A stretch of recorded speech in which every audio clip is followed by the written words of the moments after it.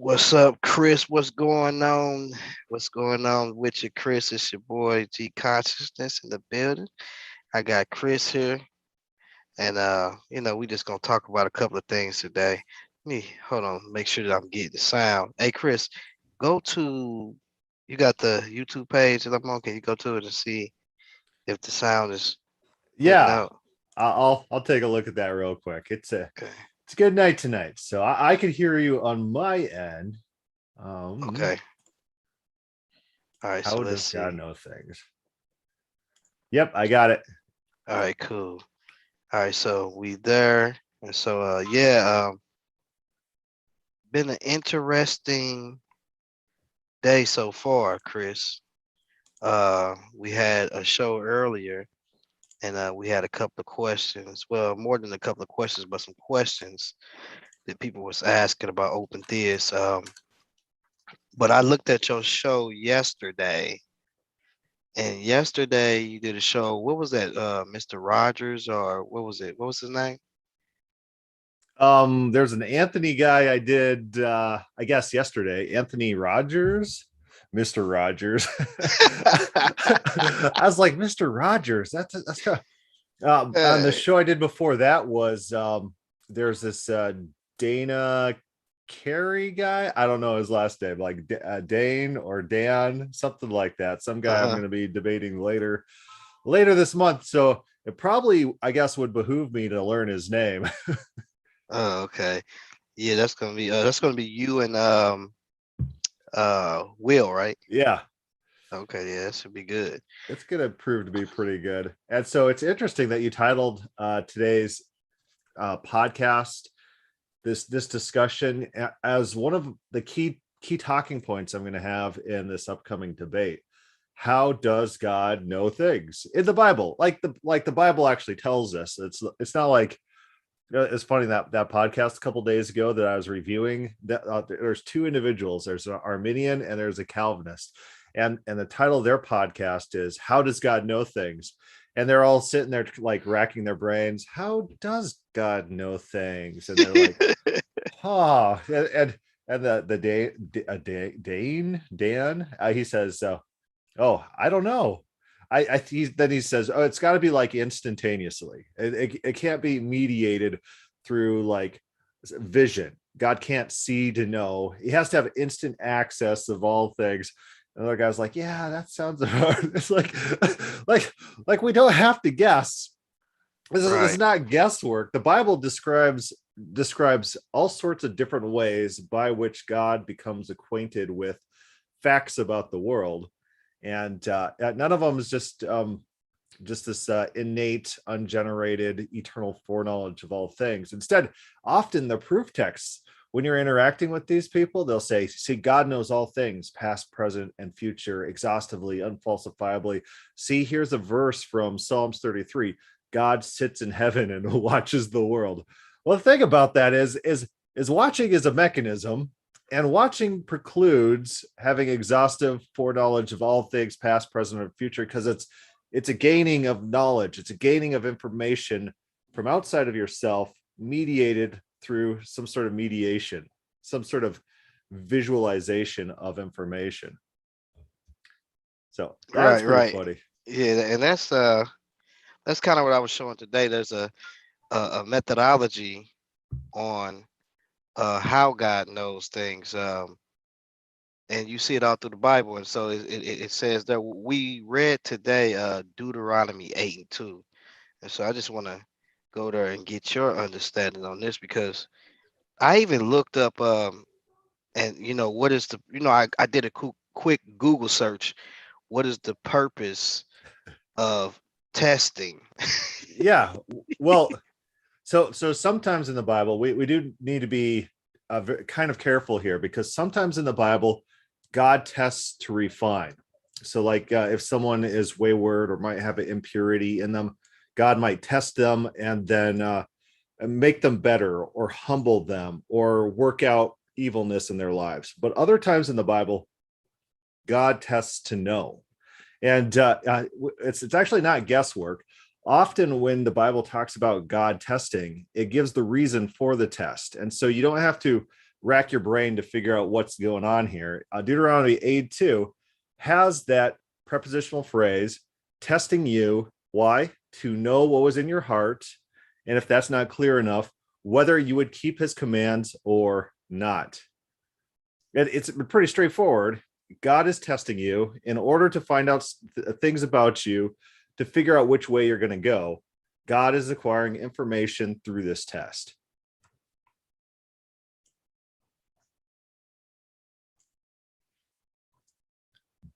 So that's I think somewhere I might have done an entire podcast on all the various Right. testings of God throughout the Bible. If not, I need to. But there are good compilations of verses about God testing that don't have associated commentary. So you could just pull up the list and just start reading all the various times that God tests to know. King David in Psalms 139. Now, this is the famous psalm that everyone uses as proof positive that God has this eternal omniscience of all things, unfalsifiably, innately, and eternally. But within that psalm, King David starts it and ends it with talking about the methodology by which God knows him. He knows him because he searches him. That's how it starts out. And then at the end of the psalm, he says, test me to see if there's any wicked way in me. So he's not under this Calvinistic or Arminian or classical theism take that God has him like mapped out and knows every reaction to every event that's ever possible. Like there's a formula that's inside of King David that God has direct access to.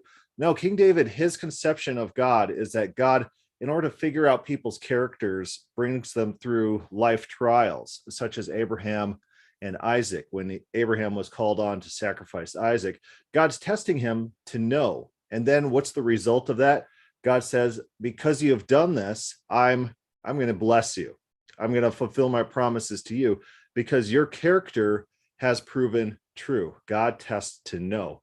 God's getting practical information from these encounters. Right. And that's basically what I see. And so, that's one of the methodologies that I explained to them today. And so, for instance, with this Deuteronomy 8:2, it says, and thou should remember all the way which the Lord thy God led thee these 40 years in the wilderness to humble thee and to prove thee. Then it goes to know what was in thine heart, whether thou wouldest keep his commandments or no.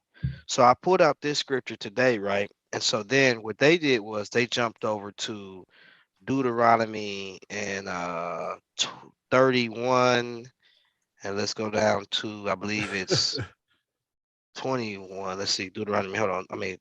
Deuteronomy. Let me see, That one's a good 31. one too. Yeah, exactly. So look what it says right here. It says, they jump to this scripture. I'm gonna jump right down here. And they says where God said what these nations is going to do, basically. So I'm gonna jump right here, and I want to say that he went to, is it 15? It's gonna be So I'm going to tell you what America is going to do in the next 100 years. They're going to kill their children. They're going to engage in wars, wars for personal gain. They're going to be involved in utter corruption. Their government officials are going to accept bribes, and some people are going to subvert the law and justice and hold double standards for the inhabitants of the U.S. I can make these predictions about America. I can make them pretty accurately, and I have in the past. It doesn't take like a big genius to predict how people groups are going to act. right, and that's basically what it says here. Because if you look at it, it says, "For when I shall have brought them into the land which I swore unto their fathers." This is verse 20. That the verse, Deuteronomy 31 and 20. It says, "They floweth with milk and honey, and they shall have eaten and filled themselves and waxen fat. Then will they turn unto other gods and serve them and provoke me and break my covenant. And it shall come to pass, when many evils and troubles are befallen them, that this song shall testify against them as it is written, as a witness, for it shall not be forgotten out of the mouth of their seed. For I know their imaginations. Notice he says, for I know their imaginations, Yeah, that's current which knowledge. they which they go about. Watch what he says. Even now, before I have brought them into the land which I swear.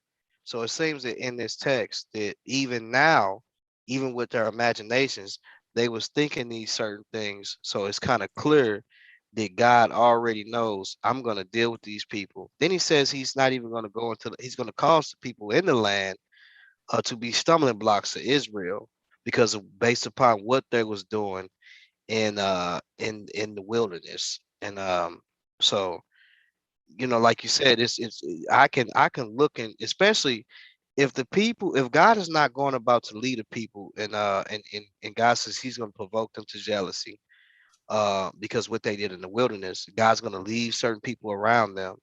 It seems that God is not going to give them, um they're not getting the full instructions, and God has certain things that he has planned for them because of how the things are, because of the things that they was imagining right there within the text. They was imagining things. He says even now you're imagining these type of, you have these imaginations. Yeah, so that's the funny thing. The mechanism is described in their own proof text. So it's not like guesswork. It's not like you have to say, oh, he knows this because he has a specific type of philosophical knowledge that encompasses all past, present, and future propositions, which have fixed truths, eternal. No, it tells you in the text. It says, oh, I know what they're doing now, therefore I know this future thing. We see the repeat of this, or a precursor to this, also in Genesis 18, another one of their proof texts that they want to use for this type of weird omniscience that you don't actually find in the Bible.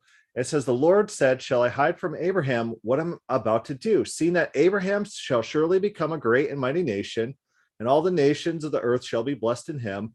For I have chosen him, that he may command his children and his household after him to keep the way of the Lord by doing righteousness and justice, so that the Lord may bring to Abraham what he has promised him.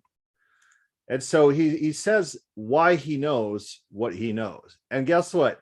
In that case, and in this case as well, did these things quite happen in the details that are described? They kind of roughly came about, but when was it in Israel's history that they were fat with milk and honey?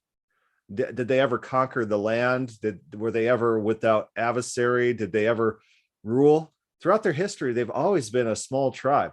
They've always been getting conquered and overthrown. There never was this honeymoon period where they completely controlled all things. Even in King David's lifetimes, King David acted as a mercenary for the Philistines. This is how weak Israel was in their history. This never quite did occur, what's being described here. Maybe loosely, you might say it did.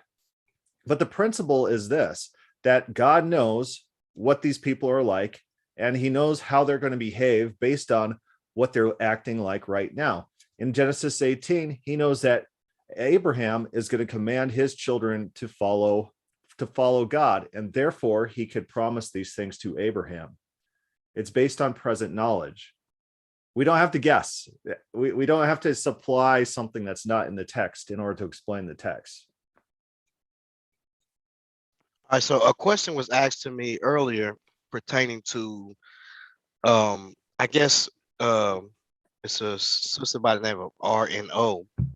She asked a question pertaining to, I believe it's Genesis 18, about God having to go down to see what came up to him. And she was using that in reference to basically appreciated Preach the Word Ministries.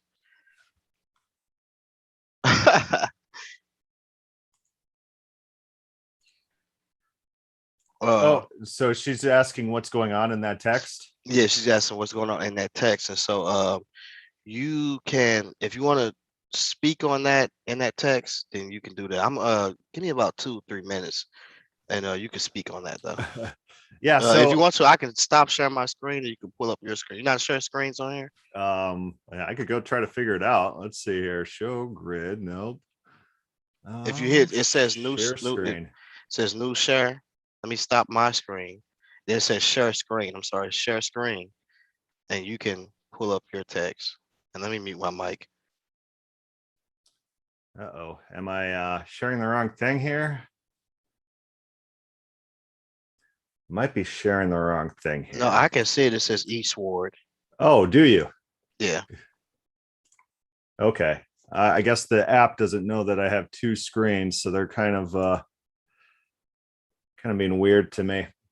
But Genesis 18, I'm going to kind of make this bigger and talk about what it says. And so I've read basically every single Jewish commentary on this verse, this passage that I could get a hold of.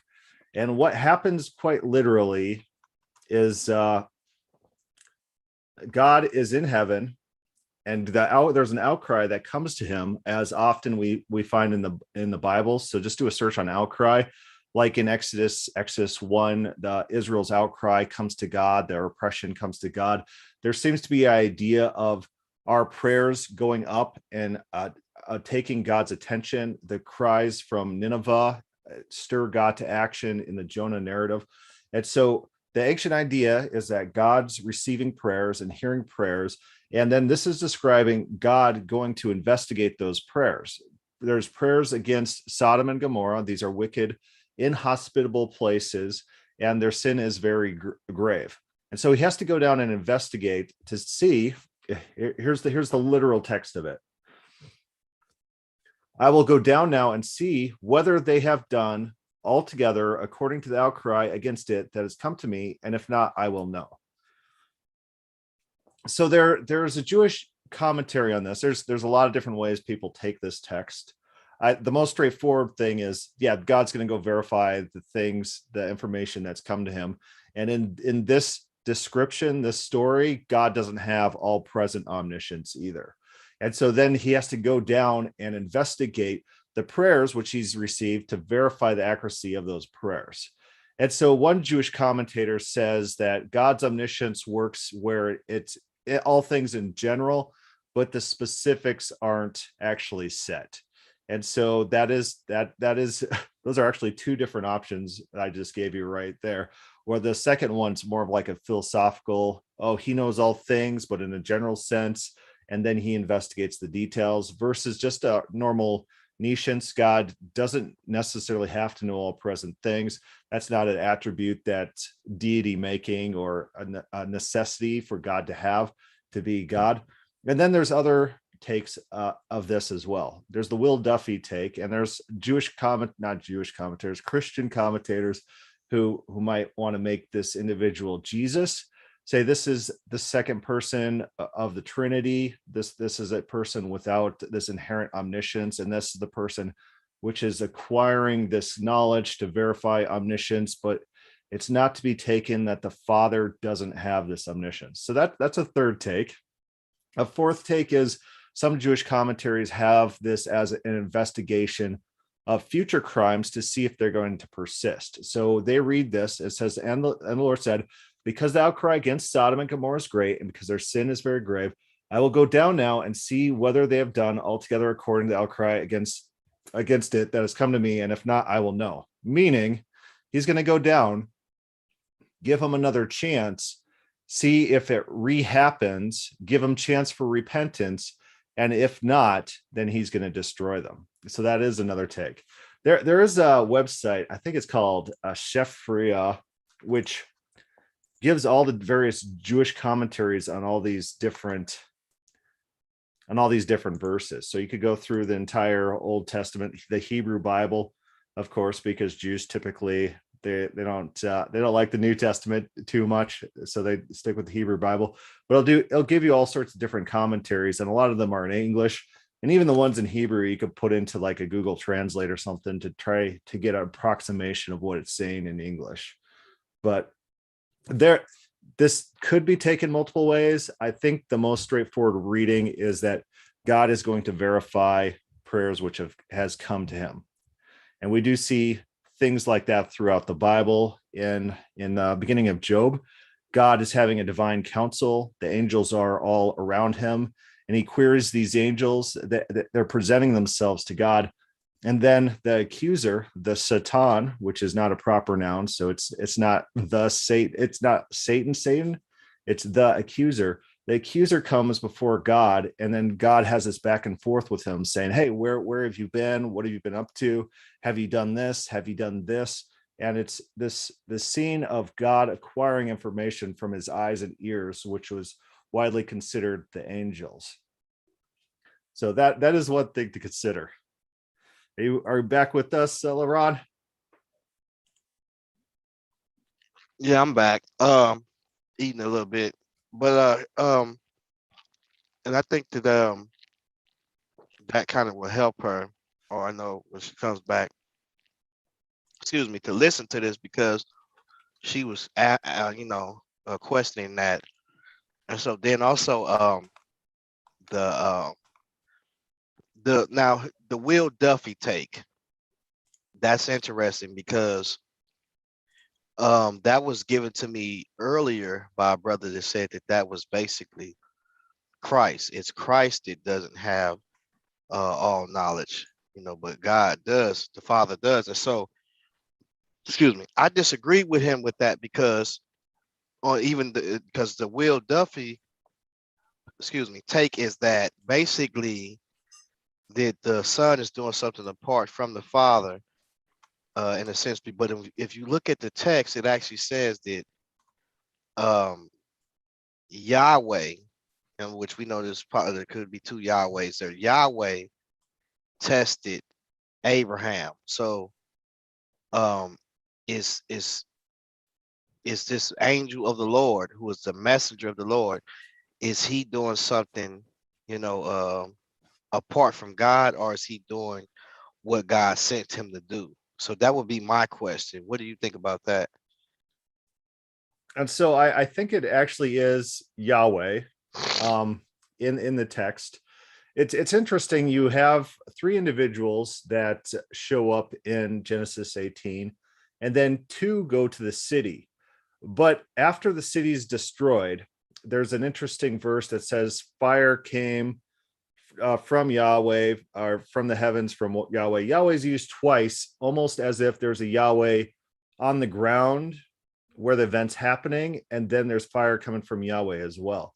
So sometimes Yahweh is called an angel and vice versa. Jacob wrestles with an angel, and elsewhere that's called Yahweh.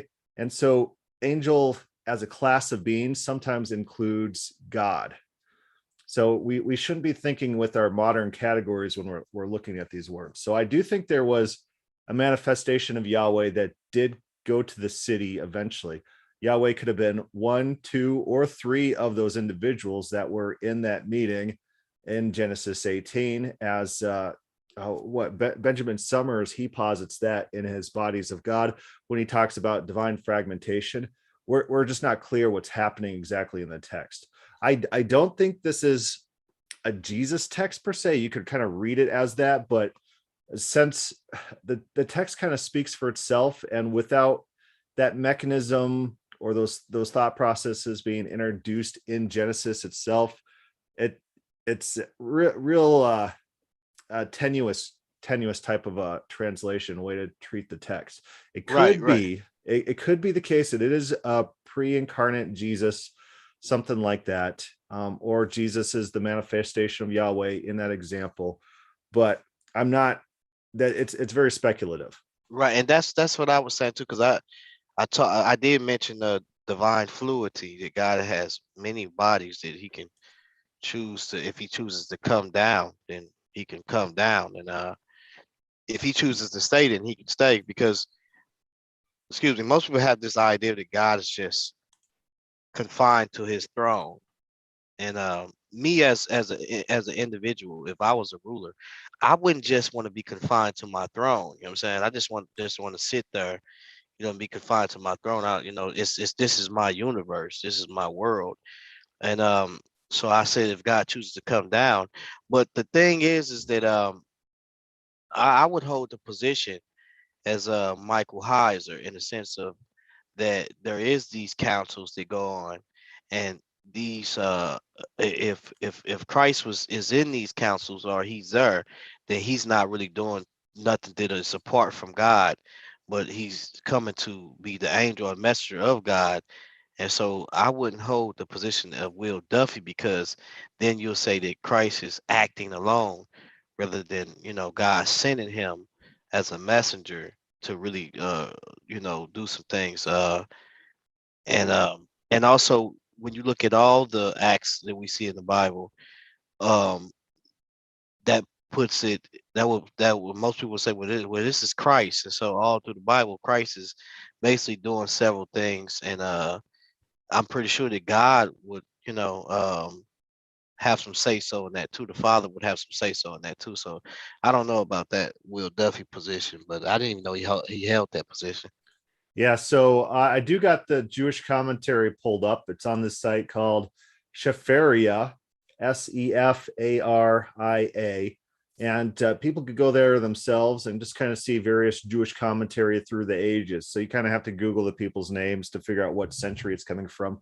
Yeah, I But have that app too. That's a great app. You can get it also on the app and Google on the uh Apple app, and also the store, and also the Google store. yeah, so this guy says, or hot shame. He says another meaning of the words could be that though at the time God heard the outcry of the victims of the Sodomites and their guilt was then beyond doubt, he wanted to ascertain if their situation had remained the same and they continued their wicked lifestyle. So it's like God's going down to test to see if these guys are remaining the same. So that's also an open theist take, because God in either case is going down to acquire information. God's going down to test them in order to know if they are going to continue or not. God God acquires information from outside himself. So Right. it's there's not like a good reading of this to say that this refutes open theism, or there's not a non-open theist take that could satisfy these verses very well. Right. And so we got in the chat, we have RNO in the chat. She says John 1:18 makes it pretty clear that it had to be Jesus. Because she said before, I think in that text it says before Abraham's day. I think in that text it's saying that um I am he, you know what I'm saying, or Abraham seen my day. I think it says that Abraham seen my day. That's what it says. Right. So Abraham seen. Jesus was making some sort of claim that he had some sort of conversation or communion with Abraham. And but we can't jump from that to, oh, now we've identified this individual here in Genesis 18. That's a huge leap. It could be any other individual as well. There's nothing that's driving us to that conclusion rather than speculation. Right. And even with that, if if that is the case, then as I would say that why is he doing something that is apart from God? And he's the messenger of God. I'm pretty sure that he says that God is the one that's sending him, that he is the word of God. He's the living word of God. And so, I don't know, Arno, but this is the if you got any questions, Arno, you could definitely ask him now, because Chris is in the building. But that I've heard also with that text, Abraham seen my day, that necessarily doesn't mean that there's other outlooks on that just as well, that it Yeah, explains. it's cryptic. Yeah. So yeah, so I would suggest that people look a little bit more into that and know the arguments, because we see that it could be also talking about something else and other things too, as far as Abraham seeing his day. But uh oh, she says no one has ever seen God, the only Father, at the and see that John 1:18, that poses textual critics actually look at that, and that would be actually a contradiction if you basically use this. And the reason why is because if you look at it, there is some people who actually seen Abraham. I mean, seen the Father, which we see Daniel seeing him, Isaiah actually seeing him, and John actually seeing him. And so you got to be careful, because the Greek word there, when it says no one seen him, is more so basically like a understanding, basically. Because I think that's the scripture that you're using with that John 1:18 now. No one has ever seen God, the only God at the Father's side. He has made him known. So what that's saying is basically no one has ever comprehended the things of God as far as these men, but the Son who gives men the understanding, and because he has been with the Father, so he comes to give Israel and also men the understanding of the Father. As when we look at Acts chapter 17, when it actually says that he's making known unto them who they call the unknown God. And so the Son is representing the Father. And so this gets back to when John says, when it says in John, who shall go up, or or but that's what John is actually pointing back to, who has ascended up and who has came down. John is pointing back to the law, showing that this very Christ who has ascended, and who has descended, is the very one that we see that is bringing them the word, the very word that is nigh unto their heart. And so I would say that even with that, I wouldn't take that and say that they didn't see him, because clearly we see that Daniel seeing the Ancient of Days sitting down, and also the Son coming before the Ancient of Days. So I wouldn't, say that or whatever, Yeah, coming with the cloud. she's asking for a link. Maybe we should pull her up here so she could explain herself. Okay, let's give her a link.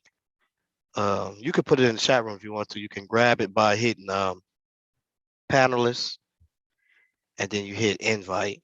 You see it? And then you just put it in, because for some reason it doesn't do it when I do it, when I put it in the chat room. So if you hit at your bottom screen. I think I got it. I got Okay. it.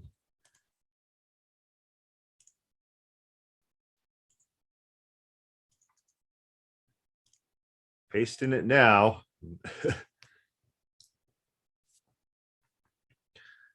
Yeah, that is a very interesting verse, that no man has seen God, whereas you have Abraham described as someone who talked to God face to face, like a friend. And so, what is he talking about? Is it no one has known God in some sort of special sense? Is this talking about the Father who has a different manifestation, that if people see it, they're going to die, like in Exodus 33, where Moses says, "Hey, God, can I see your glory or see your face?" And God says, "No, you can't, because you're going to die." It's not that you can't see the face. She says she don't see the link. You probably have to put it in the on YouTube chat. I'm sorry. I did put it there. Oh, it's not there. Let me try to put it in there. Just have her go live chat. Oh man, where did that run off to? Oh, maybe it doesn't allow links. Let's see if that works.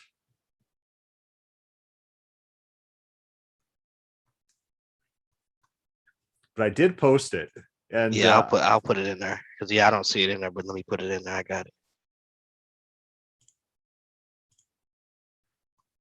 Oh, that's what's happening. It's killing any link that I put, because they don't want random people linking during live chats to anything.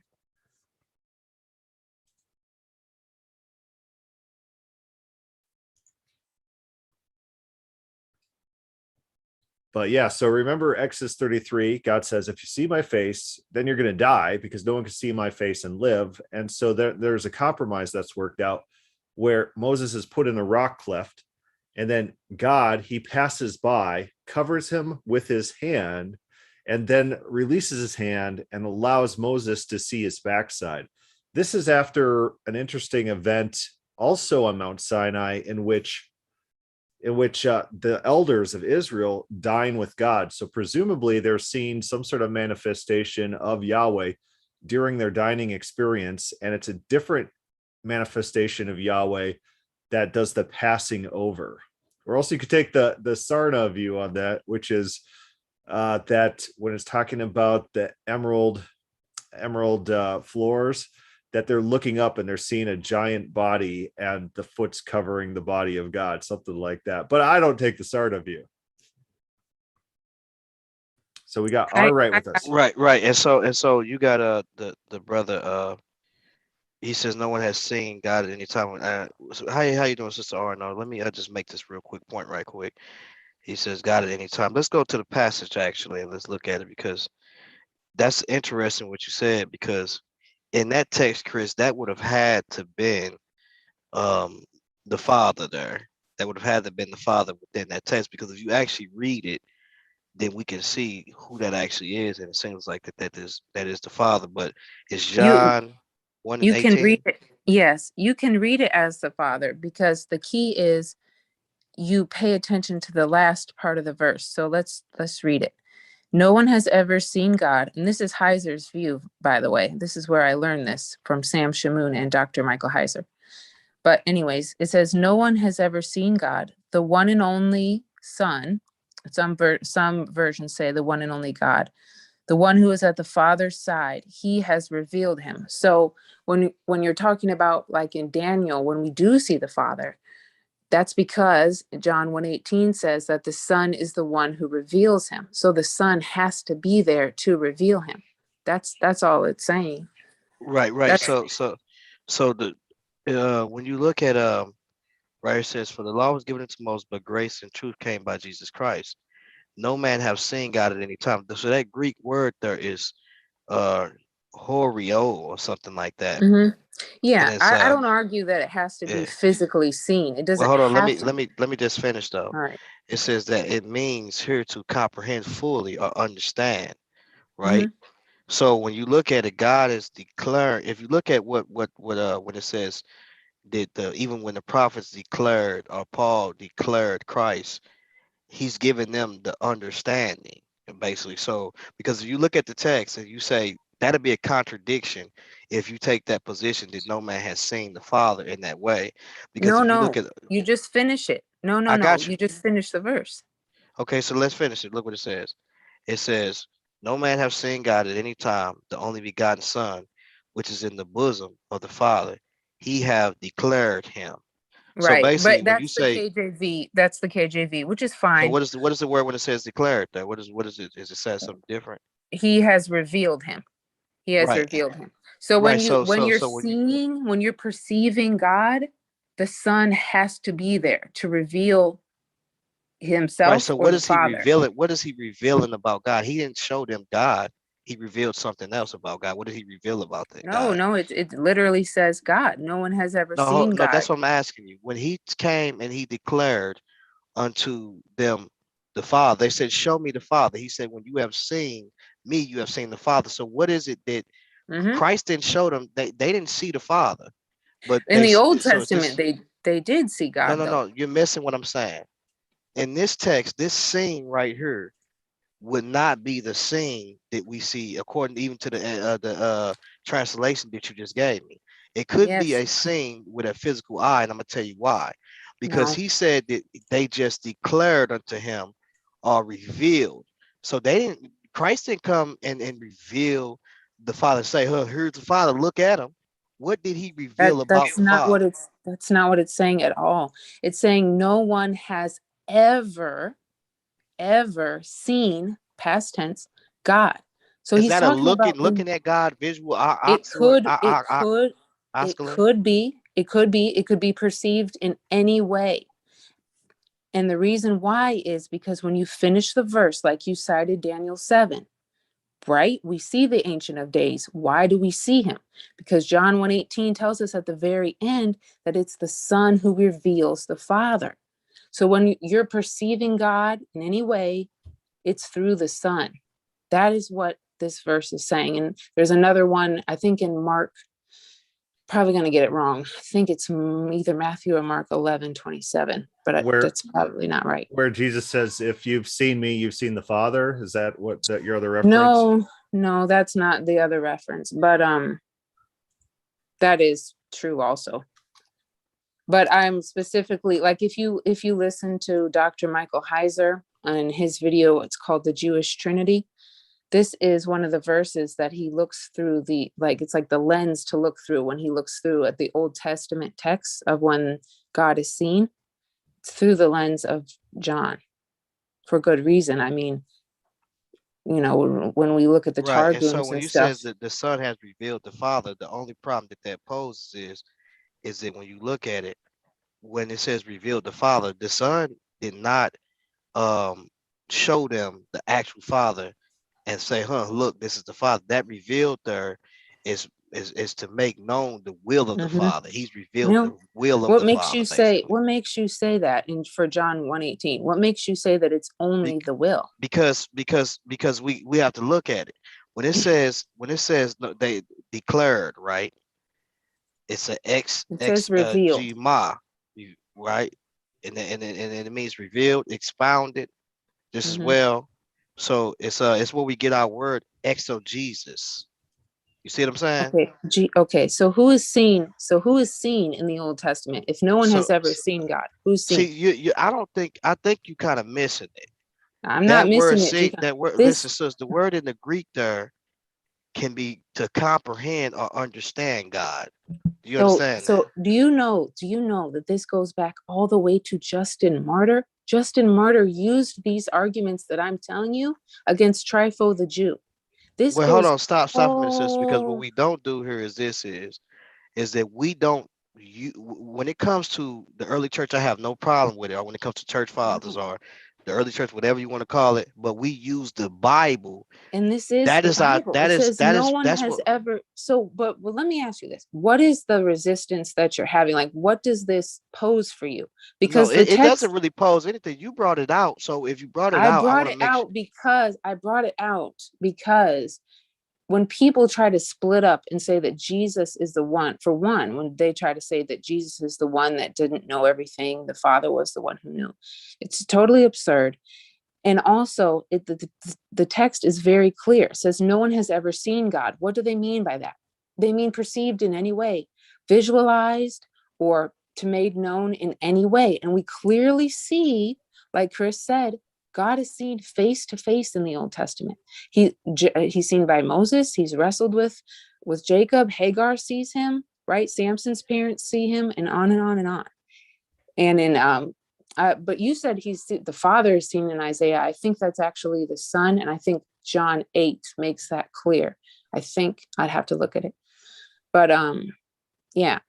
So this is something that's well attested for. This is not like some little thing that I'm talking about. Like, it's very common knowledge. So yes, it could be like a visualization. It could be an understanding. Those are all possibilities we have to go through with this verse and consider each one. So it's not. I don't think we could look at the context of this and come to a definitive answer. It must be this one, and it can't be these other ones. We have to consider all those different possibilities. I think this is like a visual, like a face to face, basically saying that Jesus is the person we need to get our information from because there's no other direct access to God. And it might be sidelining those types of instances in the Old Testament in which there is interaction with the Father. Isaiah's a pretty amazing one in which Isaiah is purified by coal in order to see the Father. I don't think that I no one think has ever that's the seen. Son. Pretty sure that's the Son. Then why would he need the purification in order to see him? What do you mean? He thinks he's going to die. He says, "Oh no, I've seen the Father. I'm going to die." And then the angel brings the burning coal to purify him so that he doesn't die for seeing the Father. Because within the Bible, it's not that you can't see God because it's just you can't like look at him or anything. You can't see God because you're going to die. It's I going to think kill in you. John, I think in John 12:41 they say it's Jesus, but let me go look. Think in John. Let's look at John 12:41 really quick. John 12:41. What does it say? Oh yeah, it's Jesus. Yep, Isaiah said these things because he saw his glory and he spoke of him, and they're talking about Jesus. Okay, so Yeah. where are we reading right now? I'm sorry. John 12, and you can start at 37 because it will give you the context so that you know that it's talking about Jesus. 12:37 to 40. You can finish it at 42. That'll Yes. really hammer it home. Though he had done so many signs before them, they still did not believe him. The hymns referring to Jesus, so that the word of the Lord spoken by the prophet Isaiah might be fulfilled. Lord, who has believed what he heard from us, and who has the arm of the Lord been revealed? Therefore they could not believe, for again Isaiah said, he has blinded their eyes and hearts and hardened their hearts, lest they see with their eyes, understand with their hearts, and turn, and I would heal them. Isaiah said these things because he saw his glory and spoke of him. Now keep So going to finish it so that you know that it's Jesus. yeah, nevertheless, many even of the authorities believed in him, but for fear of the Pharisees, they did not confess it, so they would not be put out of the synagogue. For they love the glory that comes from man more than the glory that comes from God. So I think it's pretty clear that no, it's not clear at all, because you can't just say, oh, this person says he met this person, therefore in this person's history, when he met some other person, that person was the person. He quoted he quoted Isaiah right there. That verse in 40, that's the quote from Isaiah 6. That is that's not Isaiah 6. Yes, what that is hold on. Look what it is. It's not Isaiah 6. It's Isaiah 53. Look what it says. There's an Isaiah 6:9 as well. Yes, G-Con. Yes, it is. It's Isaiah 6:10. Yes, it is. Dull the minds of the people, deafen their ears and blind their eyes, otherwise they might see with their eyes and hear with their ears and understand with their minds, turn back and be healed. That's a quote from Isaiah 6. No. I know that's Isaiah 6, but you're not listening to what I'm saying. Hold on, so stop for a minute. The glory that Isaiah sing was Isaiah 53. When he says, who have believed this report, and to whom is the arm of the Lord revealed? So the glory that he's speaking but who's about, the arm of the Lord? Says you got it. Listen, it's Christ. You got to let me finish though. So listen. When you say that Isaiah seen him on the throne, that's not what it's talking about. It's talking about Isaiah seeing the glory of the Son in reference to Isaiah 53 and Isaiah 11. Because so you're saying that Isaiah did see the Son. If you just you're not listening. You're trying to say this what you're saying about Chris, and when you say Isaiah 6. When in Isaiah 6, you say that who was on that throne is that he's seeing Christ. He didn't see the Father. That's what you're saying, right?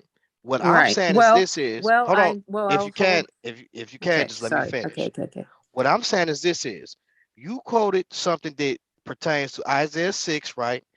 But the glory that Isaiah saw was Isaiah 53 and Isaiah 11. How do I know that? Because when you look at the text, Isaiah seen basically the things that what Christ was going to do and what was pertaining unto him, and he's seen the glory. He's seen what God told him that he was going to do. So then you're saying, well, this Isaiah 6 is not as saying basically he just seen. He's seeing the Son. He didn't see the Father. I don't think that text is suggesting that there. I think it's basically saying that the glory that is being revealed is Isaiah 53 and Isaiah 11. Well, to me, that just hammers home that it's the Son, because 53 is about the Son. But if you read Isaiah 6, it says, in the year the king, whatever, Uzziah died, I saw the Lord seated high and lofty. And then it goes down. Then when you read verses 9 and 10, that is quoted directly in what we just read in John, where it says that Isaiah saw him. And who is Isaiah seeing in Isaiah 6? Isaiah is seeing the Lord in Isaiah 6. In John 12, it tells us that he saw Jesus. So that's how we know. I don't know what the pushback is. I don't understand what this does. I don't feel like this affects open theology in any way. So what's the big deal? Well, the big deal is it's speculative, and so I'm not sure the text exactly says. John tells you he saw him. He says Isaiah said these things because he saw his glory. Now, whose glory did he see? He saw the Lord's glory. But in John 12, he's seeing Jesus. Did he say those things? Jesus. In Isaiah, are you going to find those quotes? No, you're not going to find. Yes. Okay. Isaiah 6, 9, and 10. No, okay. Isaiah 6, 9, and 10. Okay. Can we do like a bet? So if I copy and paste, he has blinded their eyes and hardened their heart. You think that phrase is going to be somewhere in Isaiah? I'll copy and paste it. We can search Isaiah. It says, otherwise they might see with their eyes and hear with their ears, understand with their minds, turn back and be healed. I mean, and if you're going to say that the New Testament always quotes verbatim the Old Testament, you're going to have a hard time, because it doesn't always quote verbatim the Old Testament. It's not quoting verbatim. And so, Mhm. so God But gives who did Isaiah. Isaiah see? But where are you going to find this quote other than Isaiah 6? Yeah, I think it's a paraphrase of Isaiah 6. I think it's a reference Yes. to Isaiah Thank you. 6, but it's not Thank like you. a direct quote. But thank you. But thank you. That proves my point, because it said Isaiah says these things because he saw his glory and spoke about him. In Isaiah 6, he saw the glory of the Lord. And in John 12, they're talking about Jesus. So he saw Jesus in Isaiah 6. This doesn't affect open theology in any way. I don't know why we're fighting about it. No. Again, we're only fighting because it's a speculative claim. It's So not speculative if it says okay. Isaiah said these things because he saw his glory. Now, who did he see, and where did they just He quote? saw a lot of people. He saw a lot of No, people. no, not in Isaiah 6 where the quote came from. Yes, you want to Chris? bet? You want to bet? He saw a lot of He people saw in the Isaiah Lord. 6. But who are they talking about? He Who's the saw Lord? all sorts of angels and all sorts of creatures up So is there. angels the Lord that they're talking about in John 12? Okay, I don't you understand just the made a argument. claim that he didn't see a bunch of people. Are you walking that back? Chris, Are you walking that back? Are you walking that back? What did you just read in verse 37 to 42 of John chapter 12? Who are they talking about? Who did you say that they're talking about? Who did they? Who did you say? They're I- talking about who? Which preposition? Which preposition? In verse 37, you read it and you said, they're talking about Jesus. And I said, yeah, good job. They are talking about Jesus. Then you went on where he quoted, and you just said that they quoted Isaiah 6, which they did. And then it Correct. goes on, and then it says Isaiah said these things because he saw his glory and spoke about him. Now, in the context of John 12, like you admitted, they're talking about Jesus. But who is the Lord that was seen in Isaiah 6? No, I said in John 12:37, they're talking about Jesus. There's a lot of there's a lot of pronouns in this whole passage. And you do have the Lord, the Father, introduced into as a subject in verse 12 or 12:38, which that could be the pronoun being referred to later, where it says Isaiah said these things because he saw his glory and spoke of him. So where in 38? It says, Lord, who has believed what he's heard from us, and to whom has the arm of the Lord been revealed? Oh, yeah, that's a quote from Isaiah 53. Yeah, and so, there is another subject introduced. And so no, it's just a quote. They're lifted. That's Isaiah 53:1. So it's not another subject introduced in reference to Isaiah 6. No, it's not. So who blinds the eyes in Isaiah 6, right? Who, like, are you asking me? Are you saying, I don't think you're implying that, like, the Godhead doesn't work in unison. Well, just literally speaking, Isaiah is the one hardening hearts, right? And blinding eyes, right? No. Well, yeah, actually, that's what the text says. We could go back and look at it. Okay, yeah, let's do that. He says, okay, this is what God says to Isaiah. He says, go say to this people, keep on hearing, but do not understand. Keep on seeing, but do not perceive. Make the heart of this people dull and their ears heavy, and blind their eyes, lest they see with their eyes and hear with their ears and understand with their hearts and turn and be healed. So who's doing this? Who's doing the action? It said the voice of the Lord. I mean, the Lord is doing this. How could Isaiah? The Lord saying to Isaiah and giving him a command to go do these things. So who's doing it? No, I don't think so. I definitely don't think so. It says, then I heard the voice of the Lord saying, who should I send? Who will go for us? Yeah. I said, here I am, send me. And he replied, go say to these people, keep listening, but do not understand. Keep looking, but do not perceive. Dull the minds of the people, deafen the ears of the blind, their eyes. Otherwise, they might see with their eyes and hear with their ears, understand with their minds, turn back and be healed.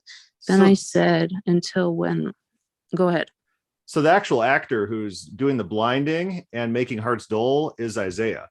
Isaiah is being commissioned by God, right? Well, how would that work? Yeah. I could nag my wife to do the dishes, and pretty soon she's going to ignore me and never do the dishes and just become spiteful and resentful. And so that's what God is commissioning Isaiah to do to the people. It seems like in John 12, it's used differently because it says. Hey, can you read verse 23 in John 12? 23. Yes. Philip went and told Andrew. Then Andrew No, and Philip. Oh, John sorry, 12 and sorry. 23. Jesus replied to them, "The hour has come for the Son of Man to be glorified." All right, so you notice it says that Isaiah seen his glory. Hmm. What Isaiah seen that the Father was going to be glorified in was the death of Jesus Christ. Isaiah spoke about that in Isaiah 53. That's the glory Hmm. that he's talking about. Because if you continue to read, look what he says. And Jesus answered them, saying, the hours come that the Son of Man should be glorified. Verily, verily, I say unto you, except the corn of wheat fall into the ground and die, it abideth alone. But it dieth. But if it die, it bringeth forth much fruit. So this is actually what the glory that he's talking about. Because if you look at even at verse 28, right? Let's look at what verse 28 says. Father, glorify thy name. Then came there a voice from heaven saying, I have both glorified it and will glorify it again. And the people therefore stood by and heard it. And then it thundered, and others said. So if you read down the glory that he's talking about that Isaiah seen, Hmm. basically Hmm. was the death and burial of Jesus Christ and the resurrection and the suffering that he was going to face and be Hmm. glorified for it. That's what he's talking about. I'm I gonna would mute my just mic. say, I would say the glory that he saw was the Son, because it says it here. Isaiah said these things because he saw his glory and spoke about him. I mean, it's the and he's and they're talking about Jesus. So I'm not saying you're wrong. I think you have a very good case, but I don't think it's the only possible reading of this passage. Does that make sense? Okay. Yeah, I don't I don't really know why we're arguing too intensely, because I mean, I think could we all agree that the Son is working with the Father in Isaiah 6, or at least that I assume you guys believe the Trinity works in unison, and it Yeah. seems to imply that the Son is there.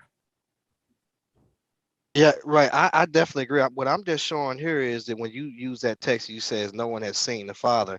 I definitely disagree with that. I think that you I should. agree with you. Hold on, sis. You keep cutting me. Listen, you didn't agree with me. No, You I said, did, because I use that all the time. hold on, listen, sis. There's plenty of people that have seen the Father. Daniel being one of them. I He's seen. stated that, G-Con. Okay, so I listen. If stated he that. right, so listen. If he's seen the Father, then that text would not No, mean. it does. Finish the verse. Yeah, I Finish did the finish verse. the verse, and well, Yeah. anyway, we're just gonna move on because I just disagree with that. I think that that's a text. I even brought that out to a Calvinist, and when he read it and he looked at the Greek there, he said, "You know what? That is correct." He says because I never thought of that, and I took him back to Daniel, and then I took him back to other texts, and he says, "You know what? It is people prior to that that has seen the Father." I know. So what that really means is that the Son is giving people the full comprehension of the Father's will. Yes. That's what he's Yeah. doing. No, And not the so, Father's will. Just the yeah, Father in any way, in any way, yeah, in that's what I'm any saying. Well, way. hold on. Yeah, and Why any do you listen, see the ancient? Who is the ancient of days I with got you, when you see sis. him? Listen, I got you. But listen, when it says that when it says that the Son has revealed the Father, right? That's Hmm. what it says. The Son has revealed the Father. Yes, When because no one's ever he's seen talking him. to he's talking to his disciples, right? He says the Son has revealed the Father. What the Son is revealing about the Father is the will, because if you notice something, they had not seen the Father yet. They heard the Father's voice because remember they heard, "This is my beloved Son, in whom I am Well, well this is just the pleased." prologue, though. This is Wait, hold just on. the prologue. I'm just listen. Since I'm just telling you, listen. However you want to take it, I don't think that's a text that you should use. That matter of fact, textual critics actually take that text and use it as a contradiction, and so we have to make No, sense of that. it's not. It's not a contradiction. All you do is finish the verse, and it says, "The one who is at the Father's side, he has revealed him." So why do we see the Ancient of Days, the Father, in Daniel 7? Why? Because the Son is there, right there. He's right The there. son is actually brought there. He's not. In other words, the father is seated, right? And when he's seated, He's still it's there, though. I it's mean, the son. The son is actually brought from heaven, right? And this is what Daniel see. He sees the glory of Jesus, and I understand it is the word that reveals the Father. But I'm just telling you, I don't think that you should use, because basically you're Oh, using that to you're try to not telling me hold anything on, because you're using that text to try to say that in Genesis chapter 18 that was Christ there. And if that, when I say that it wasn't Christ, but what I'm saying is that it could have possibly been the Father there. It could have possibly been the Father many of times that revealed himself unto Israel through his word, because it says faith not come by without the hearing it. son, though. Not Yeah, without the son. that's fine, but as long as we know Right. that the Father was revealed in the Old Testament to the children of Israel. Okay, but let's read this about Daniel real quick, because just watch how they're together. But you This know is what, sis, Daniel I'm gonna be 7. honest with you. We can actually move on from that and Okay, kind of fine. move on to something else, because if you look at it, like you said, this doesn't hurt our position either way it go. You know what I'm No, it saying? If doesn't. you have some questions that you want to ask on some other things or whatever, you can go ahead. Yeah. No, that is pretty interesting. The things that you're saying, though, it's something for consideration. So I guess what you're doing with this is that you're going to treat the Isaiah passage like you would treat the Genesis 18 passage, and say that also is a pre-incarnate Christ. Is that correct or not? I think so. And the reason, if you want to go through it, the reason why we can.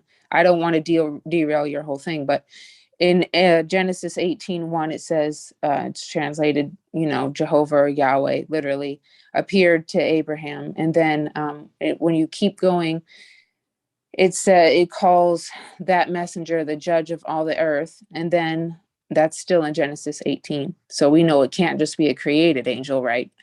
And then, like you already mentioned, Chris, in Genesis 19:24, there's the Yahweh that's still on earth who appeared to Abraham back in Genesis 18.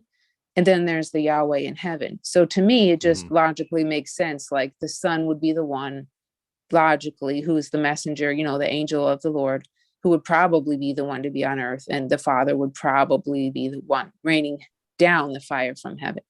That's just how I Yeah. see it. Yeah, it does make Mhm. sense. The Unitarian argument is that sometimes messengers can be called the people whom they represent. So if you're ever Yeah, talking to but sorry. well, Sorry. it is another way of looking at it that does have to be considered. Of course, I agree more with your take than the Unitarian take. Yeah, their position falls apart. They like to cite some Jewish commentary on that. I have it somewhere, but basically, the Jewish people do three things with this sort of thing. One, they ignore it.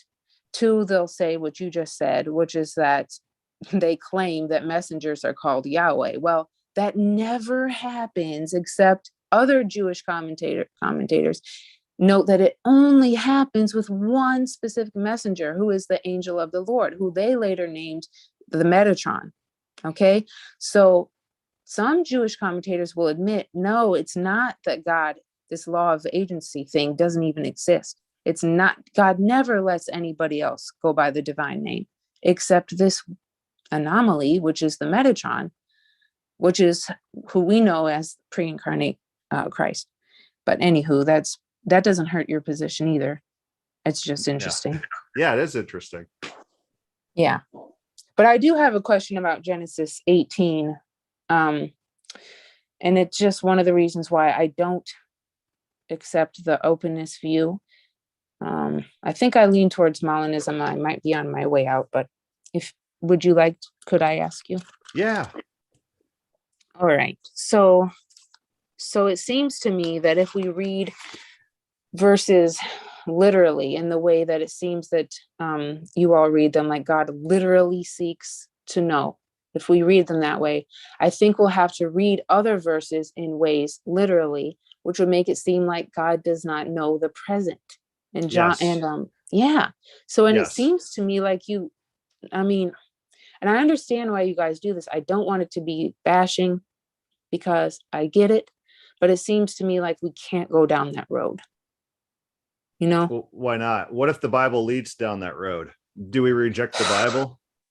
Well, it's kind of one of those things, like, where it's like it can't mean that. It can't mean that God doesn't know the present. Don't open theists affirm that he knows the present? not all open theists, not me, and not the person who wrote the Divine Presence and the I don't know what the name of the book is, but in that book he theorizes that sin repulses God. In Genesis 18, he states as a particularly wicked place which repulses God's presence.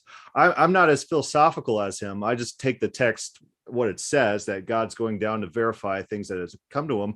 I don't think this instant omniscience that's innate in God, having access to all propositional truths, I don't think that's an intelligible category. I don't think that's a biblical category. And I don't think that's a necessary property of God. Mm.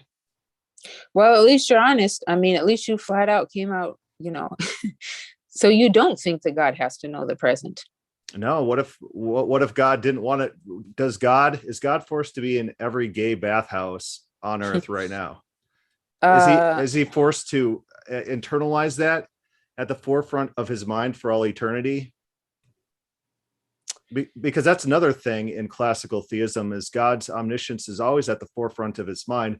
He doesn't have discursive knowledge. He can't repress memories. He can't forget our sins and remember them no more. He has to have all propositional truths in his mind. And so the classical position is that God forever is forced to watch movie theaters of all gay bathhouse acts for all eternity. I don't know. I mean, I think my response would probably be, well, this is how I would see it, because I believe that we can understand through the Bible and philosophy that God is good, completely good. We can rest in knowing that God created this world, and no matter how horrible it is, the fact that his nature is good, we just have to rest in that and just say, I have no clue why. I can't know. Do you know what I'm Hey, saying? Chris, you know what's interesting with what you just said? Yeah. It's about, I want to say 3 years ago, I was interacting with an atheist, and he has a show that he does called the Atheist Hour, and it's late night. And he said the exact thing you said. He says, so does God get a kick out of watching every porn and gay and this and that? What kind of God is that? And when he said that, I at that time I couldn't really answer that, because I thought to myself, like, that would be weird that God is sitting back watching all of these type of all this crazy stuff. But let me mute Eternally, my mic. forever, the forefront of his mind. Yeah, that No, is no, no. crazy.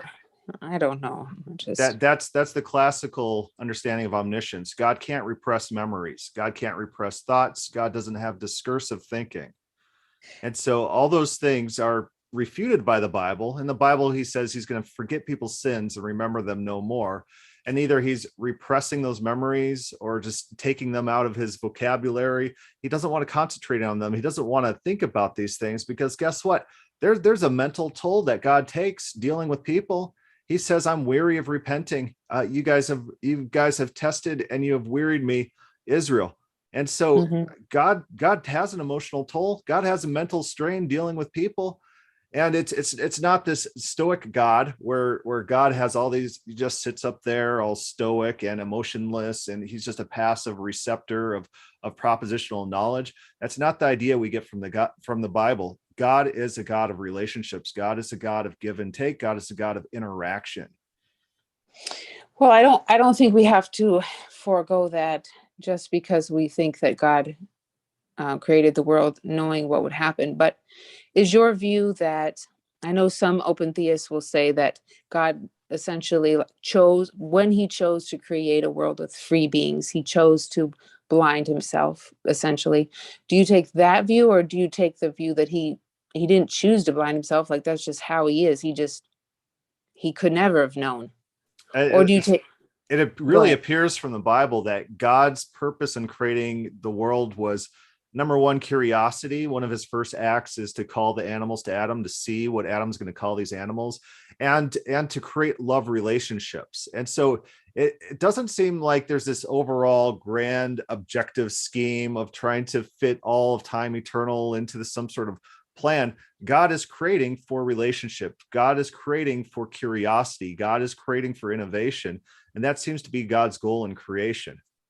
Yeah, but even the open theist would say like God meant, I mean, I guess maybe not you, but many would say like God knew all the possibilities. So if that's the case, he still knew all the heinous things that could happen. He still would, you would have to admit that he still knew he was going to put people in hell. He still knew of all the evil. He even knew that maybe no one would accept him because the open God couldn't know, and I don't say that to be, I mean, you guys know that. He couldn't know. Yeah, why would he expect that? What do you mean? Why would he expect people to rebel? Why? Because don't you guys say that he knows all the possibilities? Well, yeah, that's a weird claim. It's not like a biblical claim that's supported by the Bible. Doesn't say, oh, God knows all possibilities and what would happen in all these different I circumstances. think G-Con says that, or I've heard other. I think Jikan does say that, but the Bible doesn't say that. So it's a philosophical model that you can apply to the Bible, but it's not actually described in the Bible. So you're full to the wall, like you're left of the open, you're left field open. At least you're, at least you're Yeah. honest. I Yeah. mean, at least you're So honest. a lot of times in the Bible, God is taken by surprise. God expects good grapes and he gets wild grapes. He expects Israel to return to him in Jeremiah 3:8, and then they reject him. And the treacherous sister Judah sees Israel rejecting God. He thought that these people are so wicked, they're going to get through their wickedness and then they're going to return to me. And his expectations are thwarted. And you see God lamenting over and over again about thwarted expectations. One of the most striking examples is in the cycle of apostasy in the what is it, in Judges, in which the people keep rebelling. What happens is they become evil. God rejects them. They're conquered by foreign peoples, and then they pray to God, and God comes and saves them. And this is a loop that keeps repeating. And God finally says, "I'm done with this. No more. I'm not going to listen to you guys anymore. I'm done. I'm through." And then they pray to God, and God says, "Oh, fine. I'll." He goes back instantly on what he says. He's never going to again do it because the people cry out to him for salvation. And so that's the God that we see in the Bible, is a God that has this mental turmoil over dealing with this wayward people that often rejects him and thwarts his ideas and surprises him in ways that he didn't consider. Well, okay, two things, and then I'll probably let you guys move on. But one would be, hold on, I gotta jot the second one down. Okay. One would be, could you concede that maybe this isn't the way we have to read things? I think before I was banned from Berean's channel, the first time, Why did you get banned? I don't know. I don't know. They don't. They don't tell you. They just ban people. Oh, Yeah, it's so funny. But I think it was the first time you were on there, and I think someone asked you like, well, do you think that we could read this? I forget how they were saying, but like differently, like anthropomorphically or something. And you were like, well, yeah, I think that's a possibility. So like, do you think that maybe things don't always have to be taken as literally as you just described? Do you think it's a possibility? Yeah, so that's actually a very important point that you bring up. Is genre is very important in trying to understand meaning of text. And so is Genesis, is it trying to be historical? Is it trying to be mythological? Is it trying to give moral lessons? What does the text intend to do? And from that answer, we could kind of guide how we read the text and what way we're supposed to take it. The interesting thing about the Bible, though, is that the entire Bible seems to be written as a form of advocacy. And so Walter Brueggemann has his famous book on the Old Testament, and advocacy is part of the subtitle, where the Bible, the purpose of the Bible overall, the entire library of the Bible, is to convince Israel, who's rejecting Yahweh, who doesn't like God, who needs to know about the true God, trying to convince them who this real God is, and that they should worship him. And so it'd be very curious if the Bible, in attempting to try to convince Israel who the real God is using all sorts of language that's inaccurate of Yahweh. Does that make sense? Yes, but I also think that the way that a Calvinist, would describe it also makes sense when they say, like, well, this is God essentially talking baby talk to us, or putting it in a way that we can understand. I mean, that doesn't seem too far-fetched. That we're So right. That, you know what I mean? the problem is that Israel has multiple options of various deities to whom they could worship, and God becomes very angry by apostasy. It's they turn to the Baals, they turn to the Marduks, and this offends God to such an extent that he wants to destroy and kill them all. Who he is a very important element of these texts, and so to try to just like dismiss all the descriptions of God as this baby talk or anthropomorphism, I think really is insulting to how this text is written as advocacy for the true God rather than the false gods.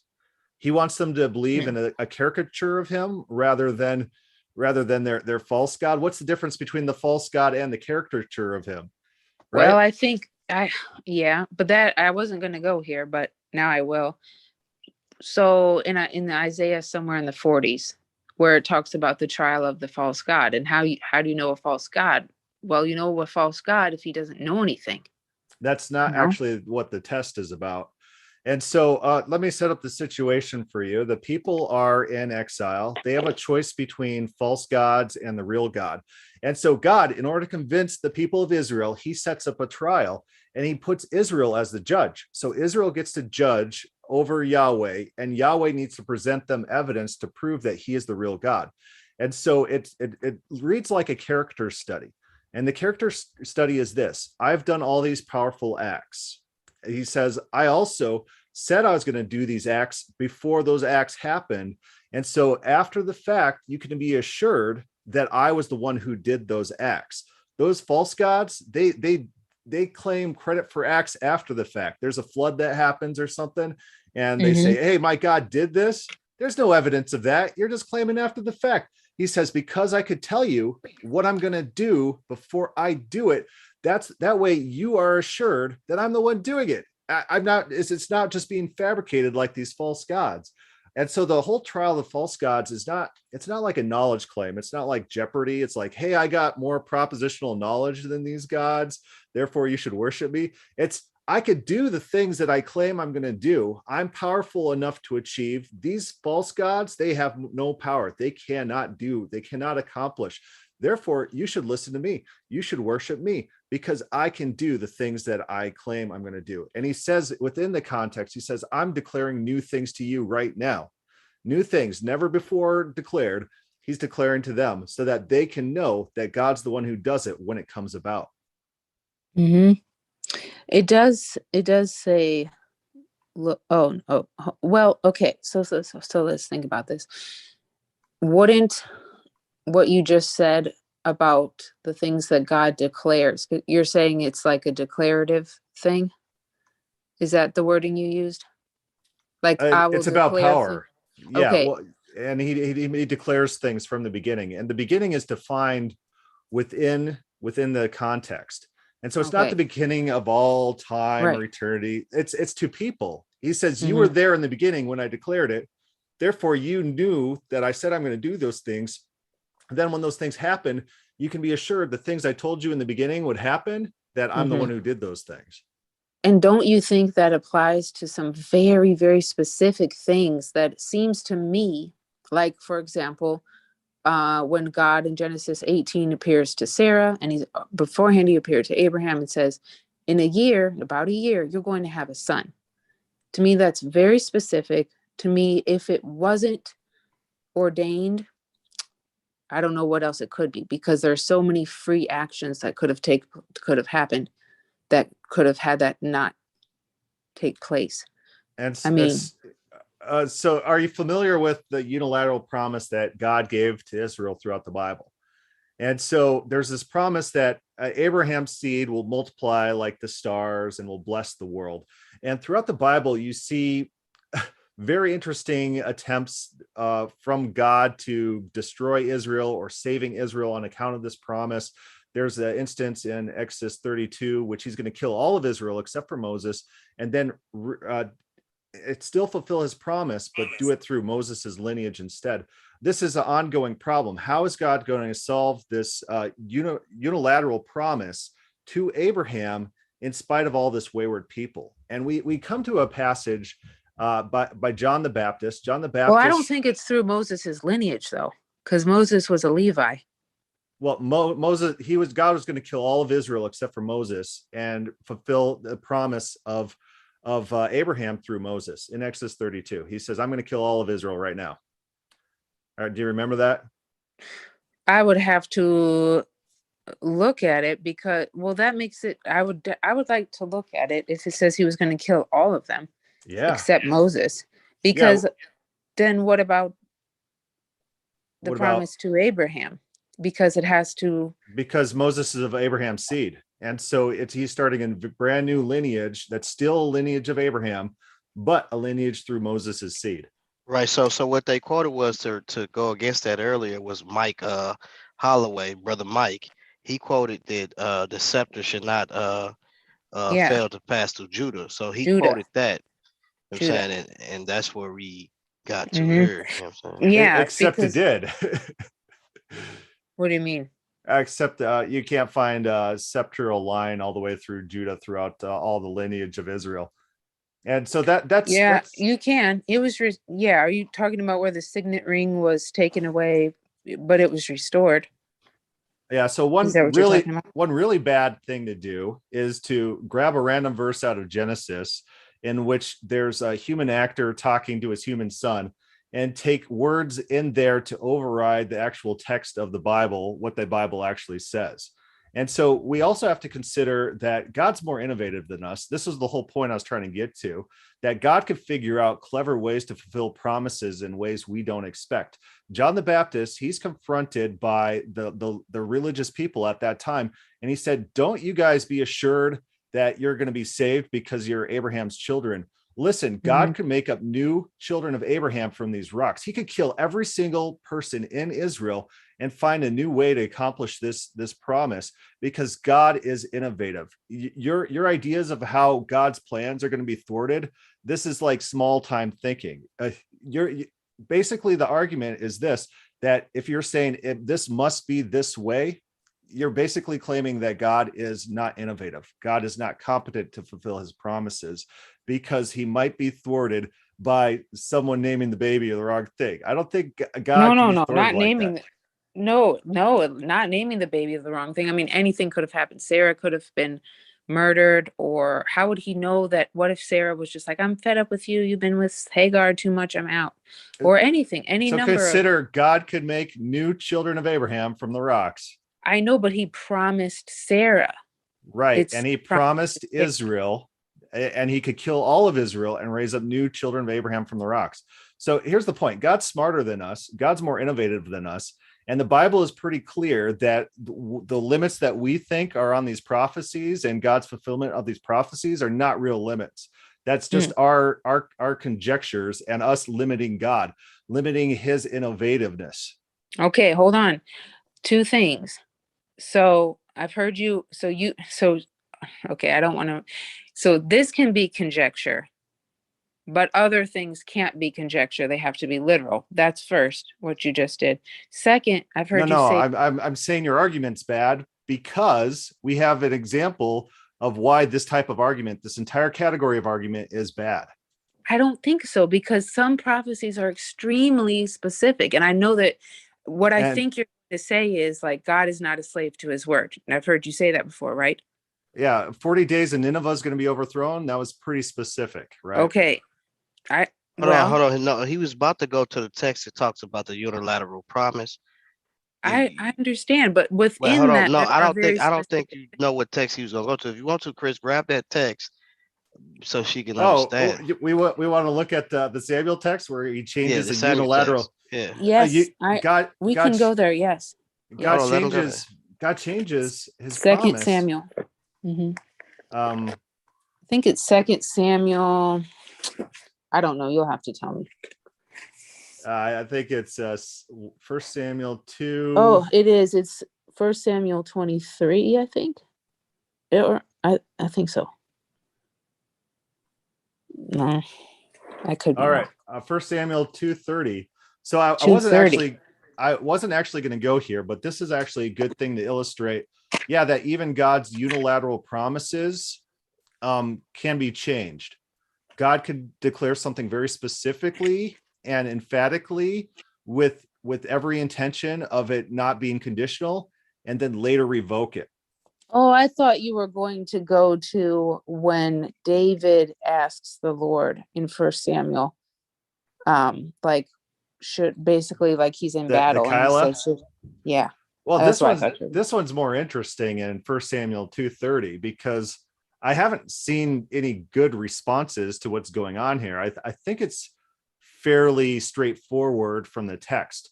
Therefore, the Lord, the God of Israel, declares, I promised that your house and the house of your father should go in and out before me forever. But now the Lord declares, far be it from me. So that's the first question. What is far from God?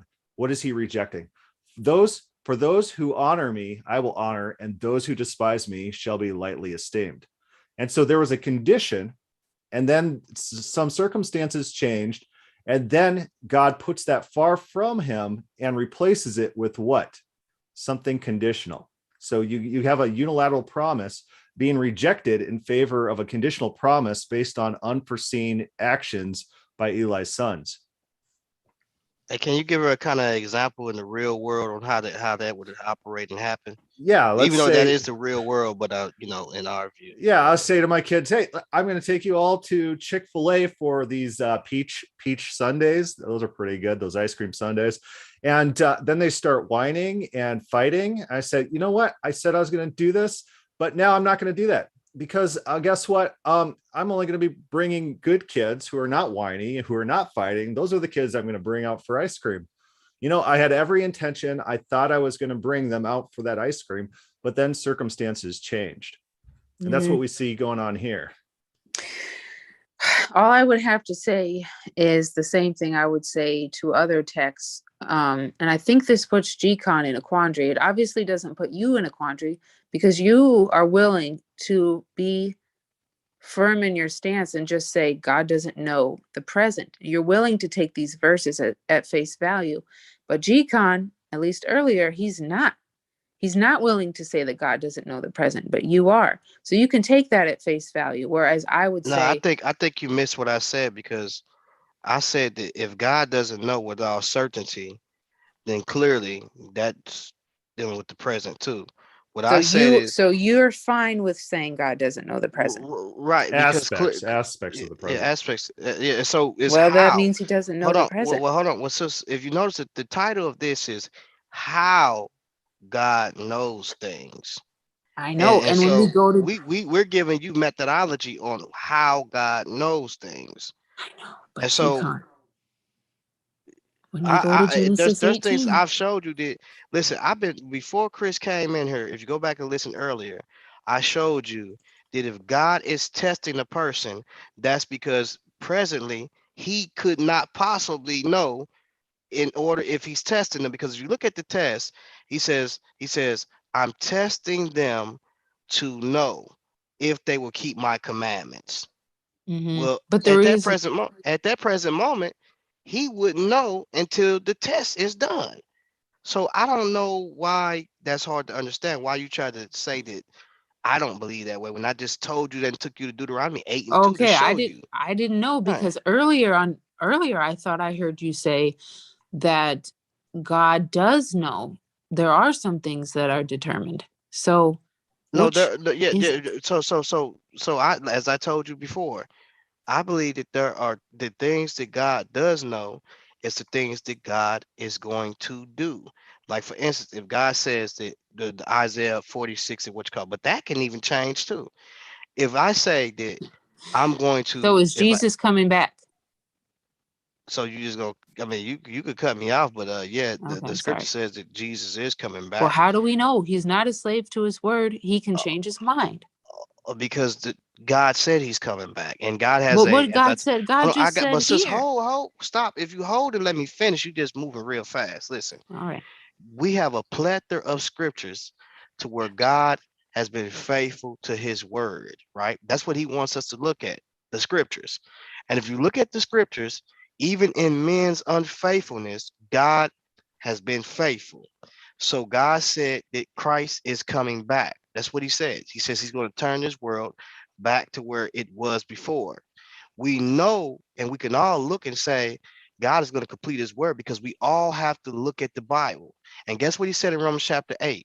He says in Romans 8, there is a witnesses, a plethora of scriptures to where we can see where God has been faithful unto Israel, the people who he have foreknown, how even in their unfaithfulness, He foreknow people who he foreknow. that word, that Greek word is prognosos. That means to know by relationship. That's not talking about you. That's talking about the people that God, because if you notice, it goes right to the Romans 11. Have God cast off the people that he have foreknown? That text is not talking about you. You wanted to talk about you, but No, it's no, no, not. no, no, no, no, It no. says God. I It don't said read it. Paul. I don't Hey, read listen. election for Hold on, sister. salvation. Hold on. Listen. Paul says the Jews that knew him. That Greek word is prognosos. They didn't know him before he was born, but they knew him by relationship. They knew him in his going in and out amongst them.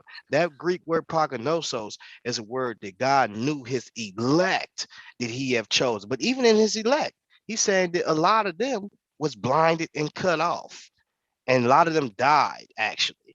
So Well, God, so the only thing I'm saying is this is that clearly my stance is is that and not every open theist we all have the same stance, is that there is some things that God can know, right? Or everything that can be known, God can know. You know what I'm saying? And I so my understand that. but there But are that some does things not that include cannot the be known. future. That But does there are not something include the future. when you So, say, go ahead, hey, I'm sorry. do I know that I'm going to go to sleep tonight, then go to work tomorrow? Do I know this? No, Okay, no. well, then see, you're like the only person in America who will say no to that. And so maybe the problem is with your usage of words. You're not using rational, normal, conventional meanings and definitions of words. I Well, know I I'm going to don't go to think sleep the tonight. I don't think I don't think the open theist position uses that normal definitions either. How many people in America, just percentage wise, would say, I don't know, I'm going to go to bed tonight? A lot of people are fearful if they're What going to go to percent? bed tonight. What I percent have would say no that I clue. don't have that knowledge? I was talking to a Calvinist lady and she says, oh, I know that if I talk to my daughter like this, she'll do this. How does she know that?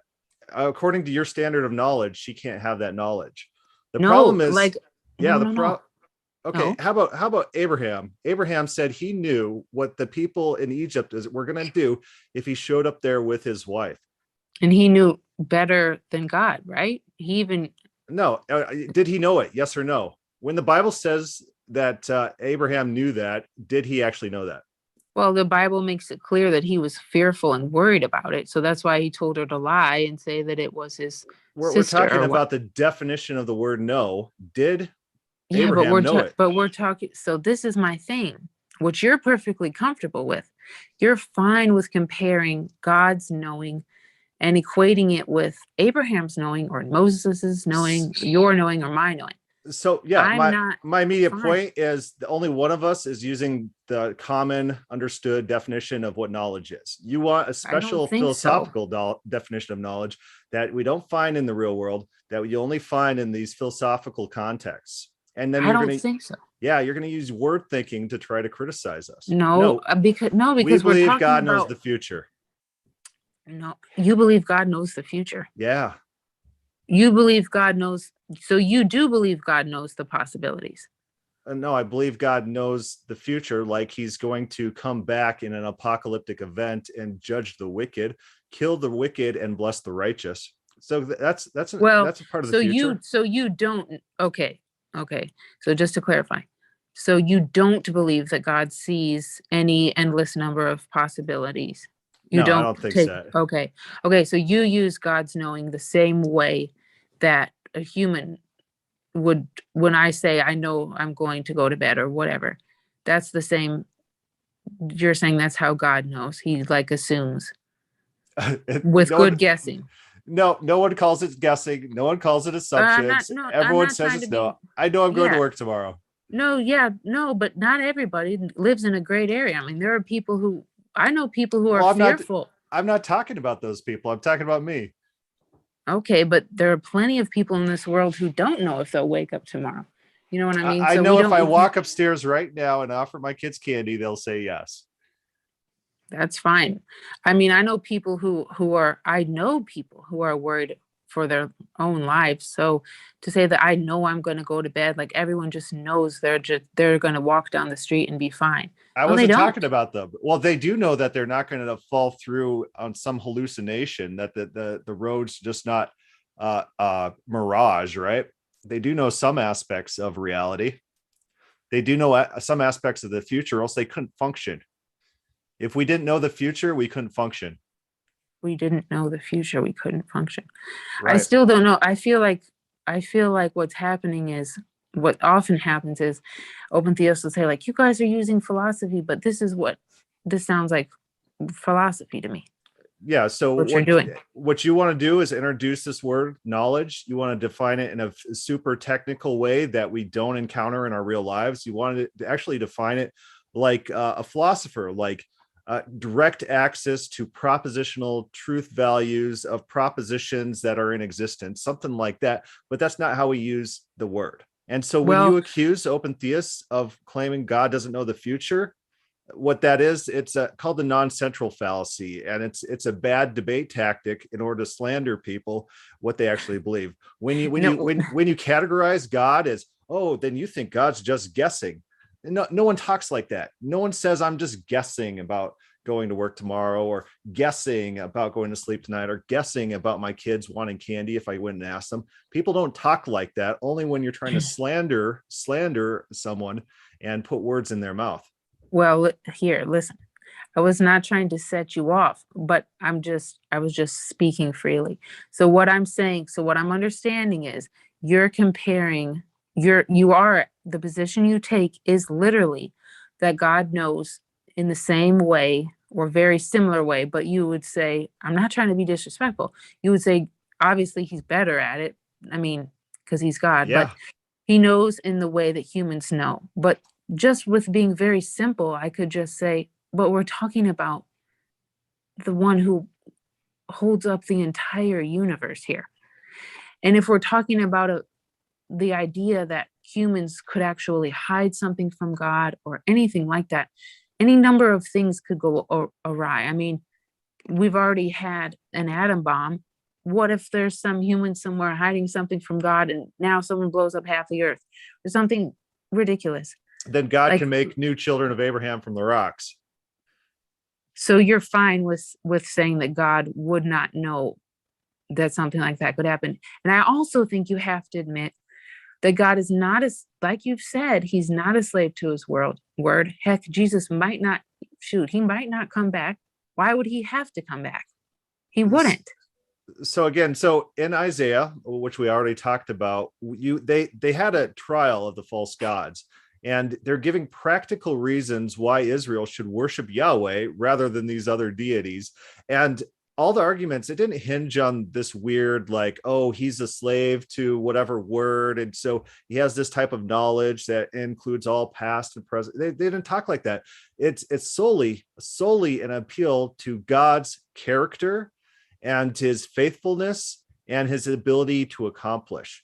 And so right, and we trust God. Very specific things, though. Yeah, we trust God because of his character. And guess what? And when the prophecy fails, like Nineveh, and God says 40 days, Nineveh is going to be overthrown, and then the people repented, it would be a violation of God's character to go ahead and just destroy them anyways. So God is a rational person. We understand God's character. God acts in predictable ways based on who he is, and we know his character. I don't think it logically has to follow that God didn't know that he wasn't going to destroy Nineveh. Then he lied. No.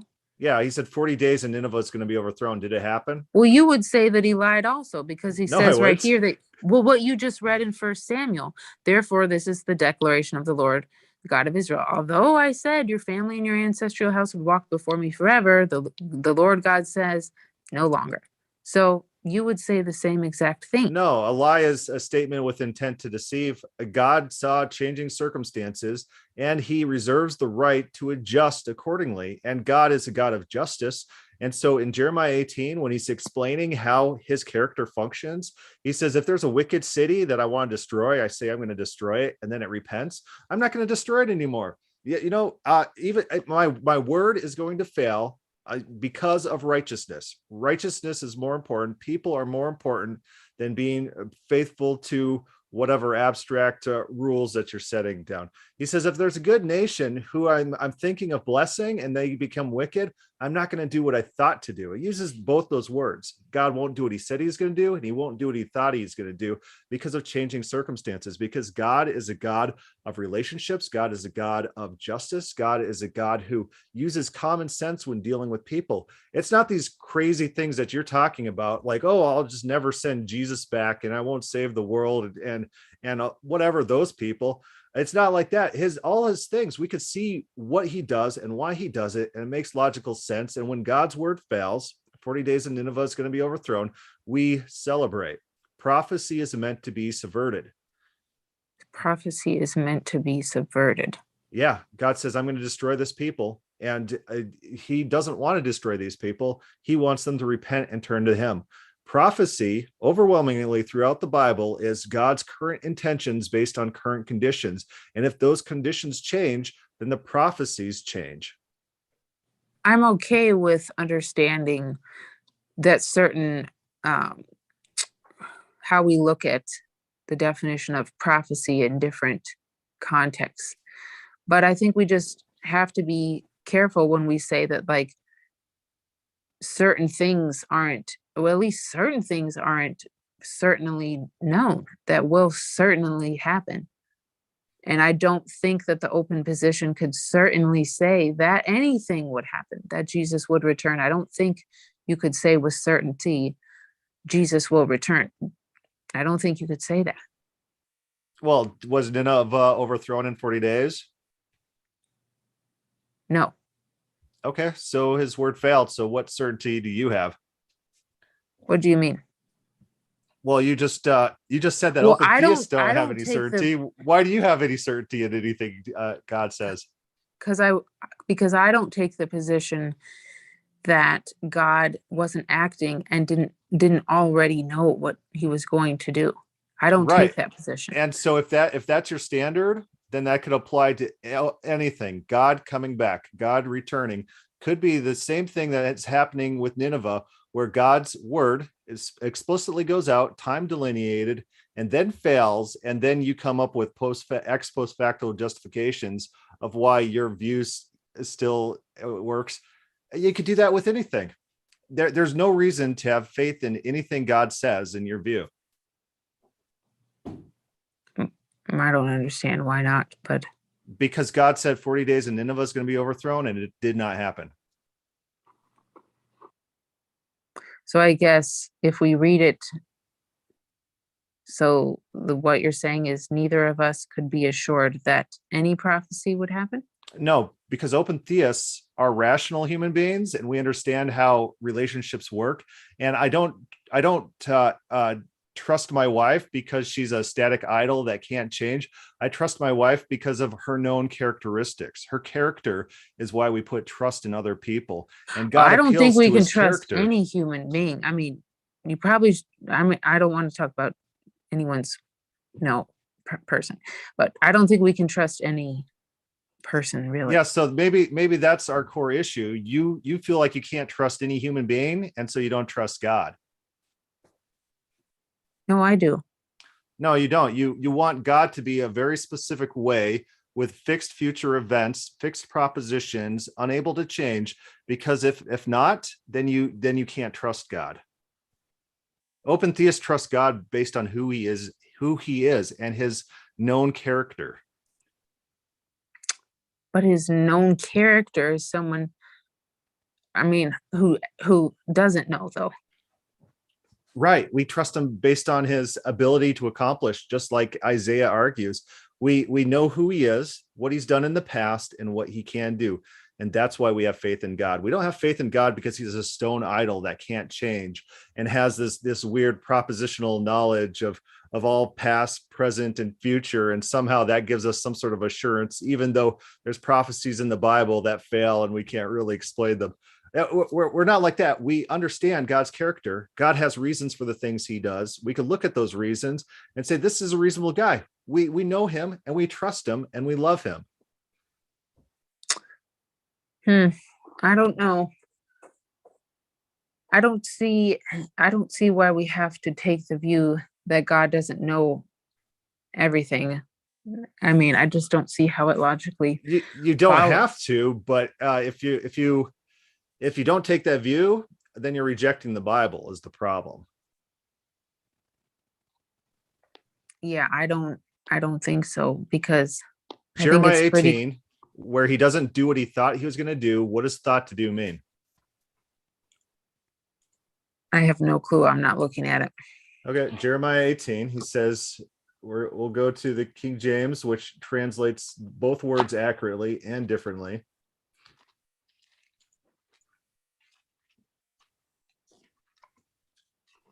Hey, shout out to everybody in the audience. If we didn't speak to you in the chat, we're sorry. Grace and peace to you guys. Yeah, the instant I speak concerning a nation, concerning a kingdom, to pluck it up, to pull it down, and to destroy it, if that nation against whom I've spoken turns from its evil, I will relent of the disaster that I thought to bring upon it. And then a couple verses later, it's talking about a nation that turns from its evil. He says, and the instant I speak concerning a nation and concerning a kingdom to build it up and plant it, if it does evil in my sight, so that it does not obey my voice, then I will relent concerning the good which I had said I would benefit it. So God says, I won't do what I thought I was going to do. I won't do what I said I was going to do. What does thought to do mean? So I could parallel that with another verse in Jeremiah, and why I don't take it literally. I don't read it like that. I don't read it as if God literally is saying it literal like that. Because if I do, I'm going to have to start saying that God doesn't know the present. God doesn't know all possibilities. And I just think that how could the master of the universe, who upholds everything, not know about his creation? I mean, when he created, he didn't have you or I in mind. He didn't have any of this in mind. He had none of it in mind. None of it. None. And so that's okay. Yeah, so if I read Jeremiah 18, this is God talking, and then you just gave those last sentences. And so if I'm going to have to like pick between you or God, I'm probably going to have to go with God. No offense. So in Jeremiah 7:31, it said they've built the high places of Topeth in the valley of Hinnom in order to burn their sons and daughters in the fire. A thing I did not command. I never entertained the thought. And in other versions, it says it didn't enter God's mind. Yeah. So that means God, but it did enter his mind, because he already brought it up in Leviticus 18:21. Okay. What's wrong here is that what never came into his mind was to command Israel to sacrifice their kids. And so there was a Yahweh child sacrifice cult, and they're sacrificing to Yahweh. This is abhorrent to him. And yeah, he expected that they might be sacrificing their kids, but he never even considered commanding child sacrifice in his name or for Israel to do. And so nor did it come into my heart. That's referential to the command rather than to the thought of it. Okay, hold on. They have built the high places of Topeth in the valley of Hinnom in order to burn their sons and daughters in the fire. And so this is what they're talking about, the burning of the sons and daughters in the fire. A thing I did not command. I never entertained the thought. He's talking about the burning of the sons and daughters in the fire. He's talking about commanding them to burn their sons and daughters in the fire. No, both things that come after are going back to the burning of the sons and daughters in the fire. Yeah, that's how it reads. Well, Mark Smith would disagree with you, and I would like to read. He's a biblical scholar. Maybe even Heiser. Has Heiser ever talked about this verse? He's probably going to take the Mark Smith view. I don't know if Heiser has. Yeah, so Mark Smith, he does this whole thing about child sacrifice in Israel, and basically that's a reference to the command, rather than never thinking that Israel would ever sacrifice their children. I know that, and that's my point. That we can't read things in the way you're reading it. Yeah, the reason why it's a reference to the command is because it's already been cited in Leviticus and elsewhere. It's because that's what it actually says. I'm literally just reading the text. Yeah, and if you literally what just never read came into his heart, the immediate precursor to burn. No, wrong. The immediate word before this is the command, right?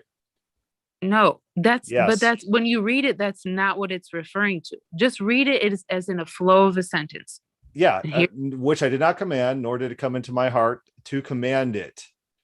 No. Yes. But that's not both of those. Nor two did things, it come into my heart to command it. That's what it's referring to. Both of those two things are referring to the burning of the children. In order to burn their sons and daughters in the fire, a thing I did not command. I never entertained the thought. It's referring to. I would prefer your reading, but the fact of the text is that it's not actually what you're reading it as. It is in a reference to the command. But I would prefer your reading, and I could proceed as if your reading was the correct reading if you'd like to do that.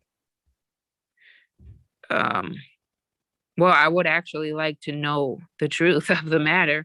If you have the name of whatever your commentary you're reading, do you have it exactly? I could try to pull it up.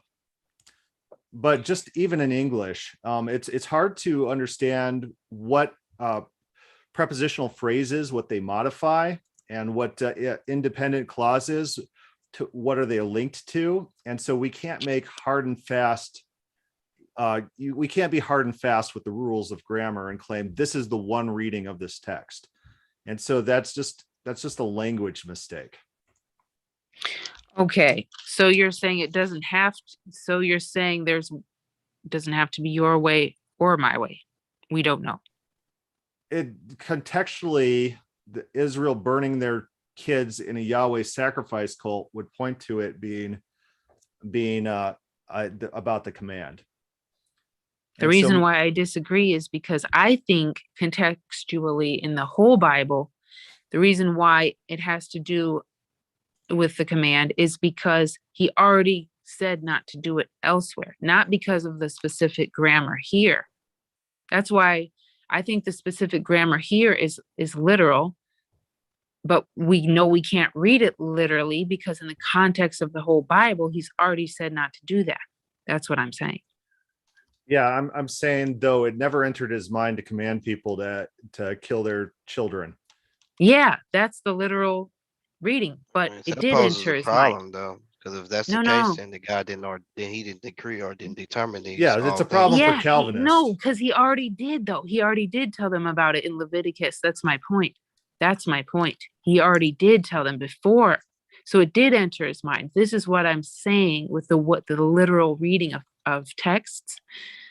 This is what I'm saying. Yes, that Israel could possibly kill their children did enter God's mind.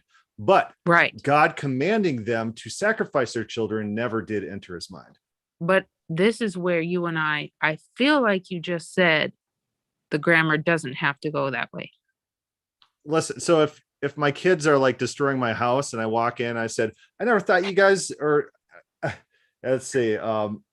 But you would have thought that because I did not command you to do this. And I never even thought about commanding you guys to do this. Yeah, but he already did command. You know what I'm saying? He did not command people to sacrifice kids. No. Oh, my husband is calling me. Oh, well. Okay, so Mark Smith has a book called The Early History of God, and he talks about the MLK sacrifice, the Moloch sacrifice, in which he describes, I'm kind of pulling it up on screen, how Mark Smith. Yeah, sorry, Mark Smith. I'm writing it down. He's a pretty famous guy. Heiser quotes him quite a few times. he says these passages indicate that in the 7th century, child sacrifice was a Judean practice performed in the name of Yahweh. And so Okay. Yeah. he's basically saying that God, the offense here is there's multiple pieces of the offense that Yahweh is taking at this. One, it's a horrific act which surprises God. God is surprised, no doubt about that. And it's incredibly horrific. And the even more horrific thing is that they're doing it in God's name. They're doing the Moloch sacrifice in God's name, in Yahweh's name. And he says, I didn't command this, or never came into my heart to command you guys to do this. Where are you reading where it says the grammar is saying that it's referring to the command? Can you highlight it? I just have the section pulled up, so it's actually really long, so I don't have like the exact reference that talks about that, but it's actually a pretty common argument where when we're dealing with these verses in Jeremiah, that phrase, that clause is referring back to the command rather than actually thinking about. And right, them doing but this is my thing. I agree with you, but the reason I agree with you is because of the context of the whole Bible, because God already addressed it, not because of the literal grammar. That's my point. So what here's I my wanna problem. do- This is a proof text that you introduced to say that I have to discard the literal reading of the text. And that's not the Right. case here, because the grammar perfectly functions with how I described that this verse should be taken, that the scholars also agree with me how this I verse know, should be taken. but you did just say that there's wiggle room with how you take things. Then you cited Yeah. Mark Smith. So I'm saying I want to see Mark Smith tell me that it's the grammar that I need to understand this as for what it is, for referring to the command. So That's what I'm I'll saying. go find some references on this, but I've Okay. posted them before. But Mark Smith is an interesting read on this. Okay. Well, this has been interesting. I feel like you're just honest about it, at least, because I feel like some people don't want to just disclose and just lay it on the table. So, hey, at least you did that. So I can appreciate that. But anywho, you gentlemen have a good evening. My husband's calling me. All right, you too. I All did right, enjoy peace, a lot of things you brought up, and a lot of good things to consider. All right. Thank you. Have a Thank good you. one. All You right. too. Have a good one, sis. Bye. Uh, mm, yeah. So I think Sister RNO is a good sister. I think that what has happened, as I was speaking earlier, is people have gotten in their minds to where they know they can tell you better about God than what the Bible can tell you. And that's really dangerous, it seems to me, because the Bible actually speaks right there in the passages about God's character and who he is, but somehow, some way we've gotten to the point to where we say that can't be God. So I don't know. That's just what it seems like is going on, and nobody wants to look at the text. They say we take the text too literal, Christopher. It is interesting. You get these competing claims as, oh, if you take the text literally, how about this verse over here? If you take this verse literally, it must mean this one thing that I'm saying. It's like, well, verses do have that, they're not hard and fast. That it's not like syntax and grammar is going to give you a solution for all things. There's different possibilities for those texts, and so if you want to, I don't fault people who want to try to read Job as mythology or a moral lesson. That's acceptable. I kind of see it as more of a historical text, but there are different ways to read things, and each of those ways are literal ways. But in the context of God talking about himself, in the context of history or advocacy about who the true deity is, we should probably prioritize God's words over some random modern commentator on the text. God should probably be up there. Maybe are like 1 or 2 slot, one first, or I don't know, somewhere up there. Right. What's interesting though is because um a lot of us have never met God face to face. And so the only way we can understand who God is through his text, through the word, unless he has a personal interaction with us. And that has not happened. And so then they say, well, how can we trust God that he's going to keep his word or whatever the case may be? And the very scriptures actually tells us why we can't trust God. And it seems like that the open theist can look at a plethora of scriptures and see God overcoming in the scriptures, even when they're trying to thwart or stop him. And God goes about means to accomplish his purposes, even with unfaithful individuals. And so that's a powerful God to where he can figure things out even when there's opposition. And that's what we actually see in the Bible. And Yeah, God is innovative. That guy I was listening to yesterday, what did Warren McGrew say? He was in the chat there, and he said God is brilliant. And that other guy, Mr. Rogers, I guess his name is, that Anthony guy, he laughed. He says, I wouldn't think of God as brilliant. Yeah, that's what your theology leads to. God is not brilliant in your theology. It's not an attribute that's of use to God, because God doesn't have to be innovative. God doesn't have to be clever. God doesn't have to be practically minded. God doesn't have to come up with solutions to problems, because in your theology, all of that is superfluous. It doesn't have any use, because God has all propositional knowledge of all things, and so there's no need to be clever. You just pick the thing that works. It's not like chess. You got all the moves known, and you just perform. You go through a perfunctory moving the pieces. It's just like a stage play. It's not right. innovation.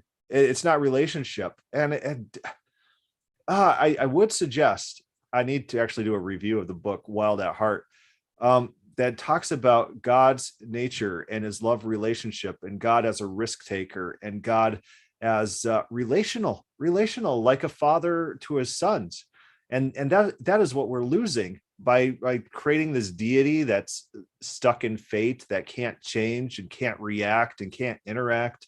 It's incredibly tragic. It's a tragic view of God. And I don't suspect it's very honoring to God. I don't suspect God's very pleased by this picture of him.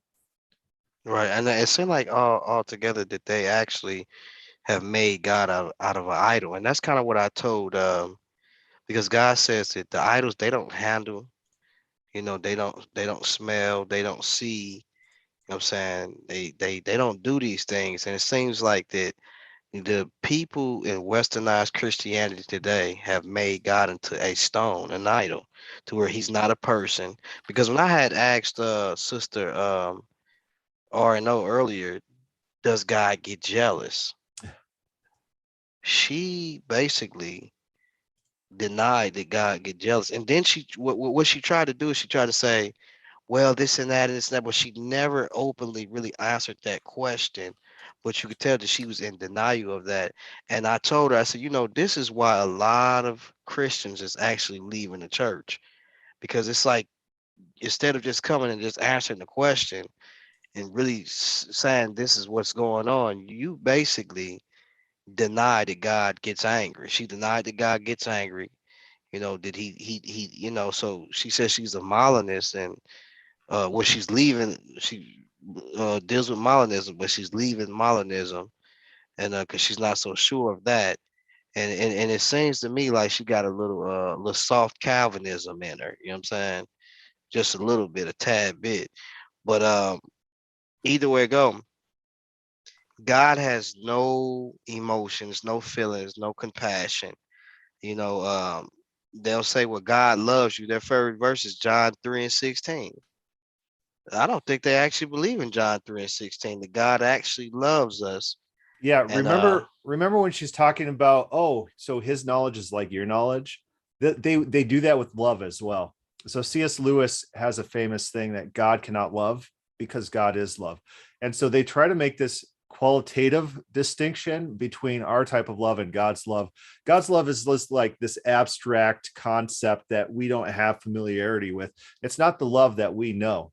And so they do strip God of all passions, even as love of us. It's incredibly tragic. Yeah, and you know what I told her too? I said the text says that God made man in his image. So you would think that part of God would rub off on man. You know what I'm saying? To where we can see that, so it's this whether if you want to talk about Tesla or the mood, or you want to say that maybe this is bodily image, but even Michael Heiser believed that there are some things that we see that we possess that God has given unto man, whether if it's certain type of authority or whatever it is, but it's much more than just probably uh outward appearance or shape. If you want to say the Hebrew words is there, it has to be more than that. And he's it's just that this is what she's basically doing, and she don't even see it. And that's why she said, no, we can't take that like that. And I never would have thought that I would hear actual Christians tell us that we can't take the Bible how it reads. That's the reason why the church is in the position that it is in today. It seems because of this very reason, to where we didn't made up stuff. That's what Mr. Rogers was doing yesterday. He was making up stuff right there on the stage, just making up. I'm like, how is that? Where is that at in the text? And then did you see when I had asked him the question? And he says, well, I have to answer it because you gave me some money or whatever. But he says, what did he say? He said, he when I asked him about the desire, God desires. Did you hear when I asked him about that? He kind of froze up a little bit. Yeah, I think he froze up. Yeah, he dropped out. He froze up. So, a lot of weird stuff going on, fellas.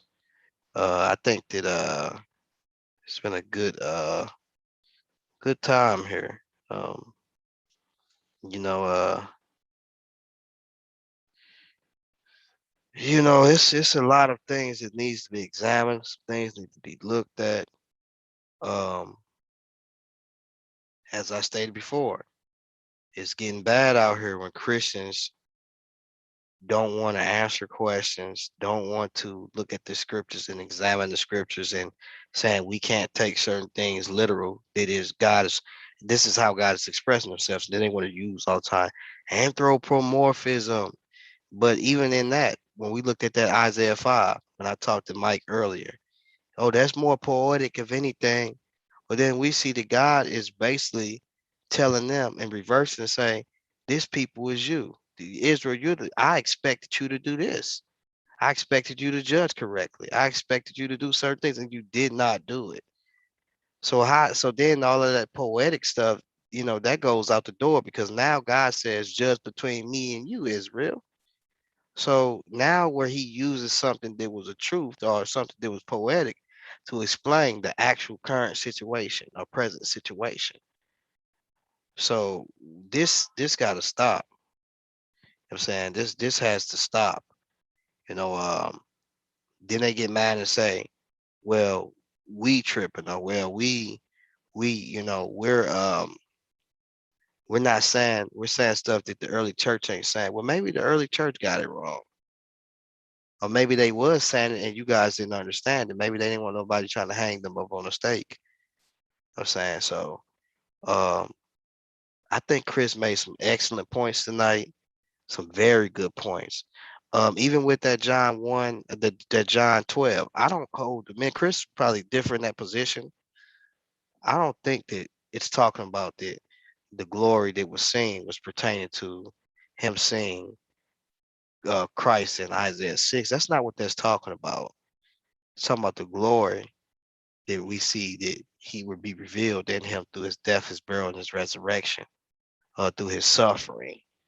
That's the glory that John was talking about, the Isaiah saying, because he spoke about it in Isaiah 53 and a plethora of other scriptures pertaining to this glory. So, and it says it right there in the text, glorify me, Father, and God will be glorified in his death. That's the glory that he's speaking about. Even that's why I say you got to be careful with using these arguments because you have these presuppositions. But when you go, and I'm gonna tell you what made me look that up because people was using that, and I used to think the same thing. And somebody pointed that to me. So what I went to go do is I went to go look at what was the opposition that was being said because I always look at the other side. And when I looked at it, I said, if you think about it, this does make a lot of more sense than me saying this is Isaiah 6. They got more grounds for saying this and that. And I realized that it's not talking about in the sense of him seeing him in Isaiah 6. That's not what that's talking about. So the argument that God is not seen, I mean, that no one has seen the Father. If you notice, when I said, save the Son who has revealed him, right? The Son who has revealed them. Yes, she held a position of that similar, but we see that in that text that he's talking to Jews. So he's saying that listen, when they say what he's saying that needs to be revealed is the will of the Father. The will of the Father is being revealed unto them, and for them to comprehend spiritual things. That's why he says, if I've told you earthly things and you don't understand that, how would you understand spiritual things? So it's the comprehension. And if you look at that text, he also says, uh, for he says, for no man have ascended up to heaven, but the Son of Man who came down from heaven. So it's the Son basically who is giving them the understanding. Because they already asked in the law of Moses, who should go up to give us this information, or who should go down to bring up something?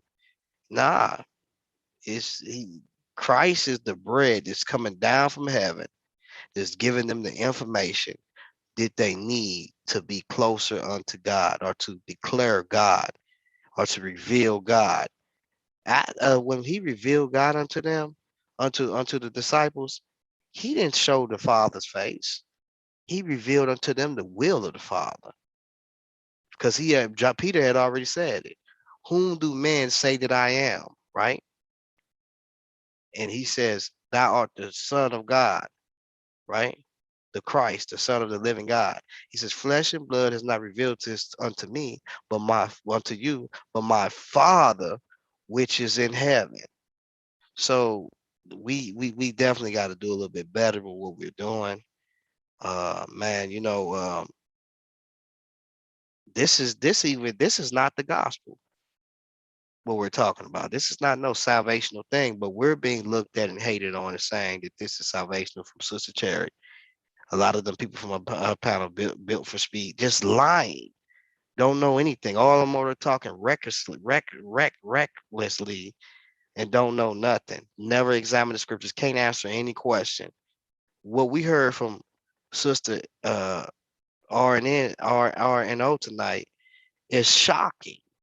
It's just this sister said, I can't take the scriptures like that. That is look. And Brother Chris even told her, either you can believe the word of God or not. Well, you have to take what God is saying. And that is the problem. What happened with Israel? They didn't take the word of God as being what it was. And God said he made it simple for them. They didn't take it. This can't be God. Why? Because they have been influenced by other people. And this is what's happening to these people that's in the church. They've been influenced. All that sister was talking about was really so platonic on why she can't take the scriptures as what they are stating to say. This sister has never met God, not that I know of, but I could bet she's never met God face to face. And she only knows about God is through the scriptures. But then she's going to say that she knows about God through well, technically, she ain't even using the scriptures. The way she know about God is through philosophy, vain philosophy. When God, right in the scriptures, is telling you about himself right there. And she's going to tell you, well, that's anthropomorphism. God is not really like this. Well, I'm sorry, you guys. I'm going to take the word of God over any person because men are liars. And they've been for years telling people what God is like. And the only way you can know what God truly is like is right there through his Bible. And when you get the Spirit of God should bear witness of the word. That's what it's going to do. So anything else, somebody is making up stuff. They making stuff up. The church is making stuff up, lying about God. If we get a grasp on who God is, we don't have to have this boogeyman over our head. And when we're confronted with certain things, we don't know how to answer it. The simplest basic things we don't know how to answer. I watched this brother Built for Speed argue about Deuteronomy 8:2 last night, and it was horrible. I couldn't believe that he was doing that. As we see that God, part of reasons why God tests people. We see it. It says it right there in the scripture. It explains itself. It explains itself. And then it's well, that's for us. What the scripture says is said right there. Like when she used the argument for now I know.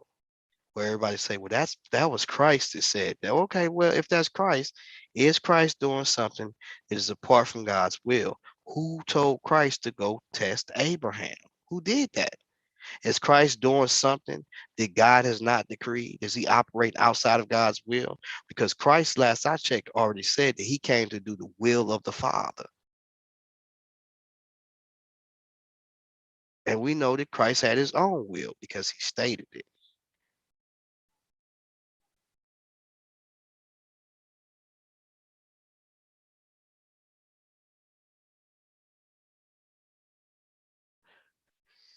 But yeah, I see y'all, man. I'm gonna go on and lay it on down. I gotta get up. It's 10:15. Gotta get ready for this trip. Grace and peace, man. Glad you guys was able to come out. I don't know, Vaughn. I don't think so. I'm just saying. But with that being said, I researched that. I don't believe that was even. I mean, even if you say that that's Christ, right? The Christ didn't do nothing apart from the Father. The Father sent Christ. He was called the messenger of God, the angel of God. So the message that he was sending or revealing unto man came from God, because it just said it even in the text we just read. The Son was declaring or revealing the will of the Father. There's no escaping that. So whatever the Son did, he was declaring the will of the Father.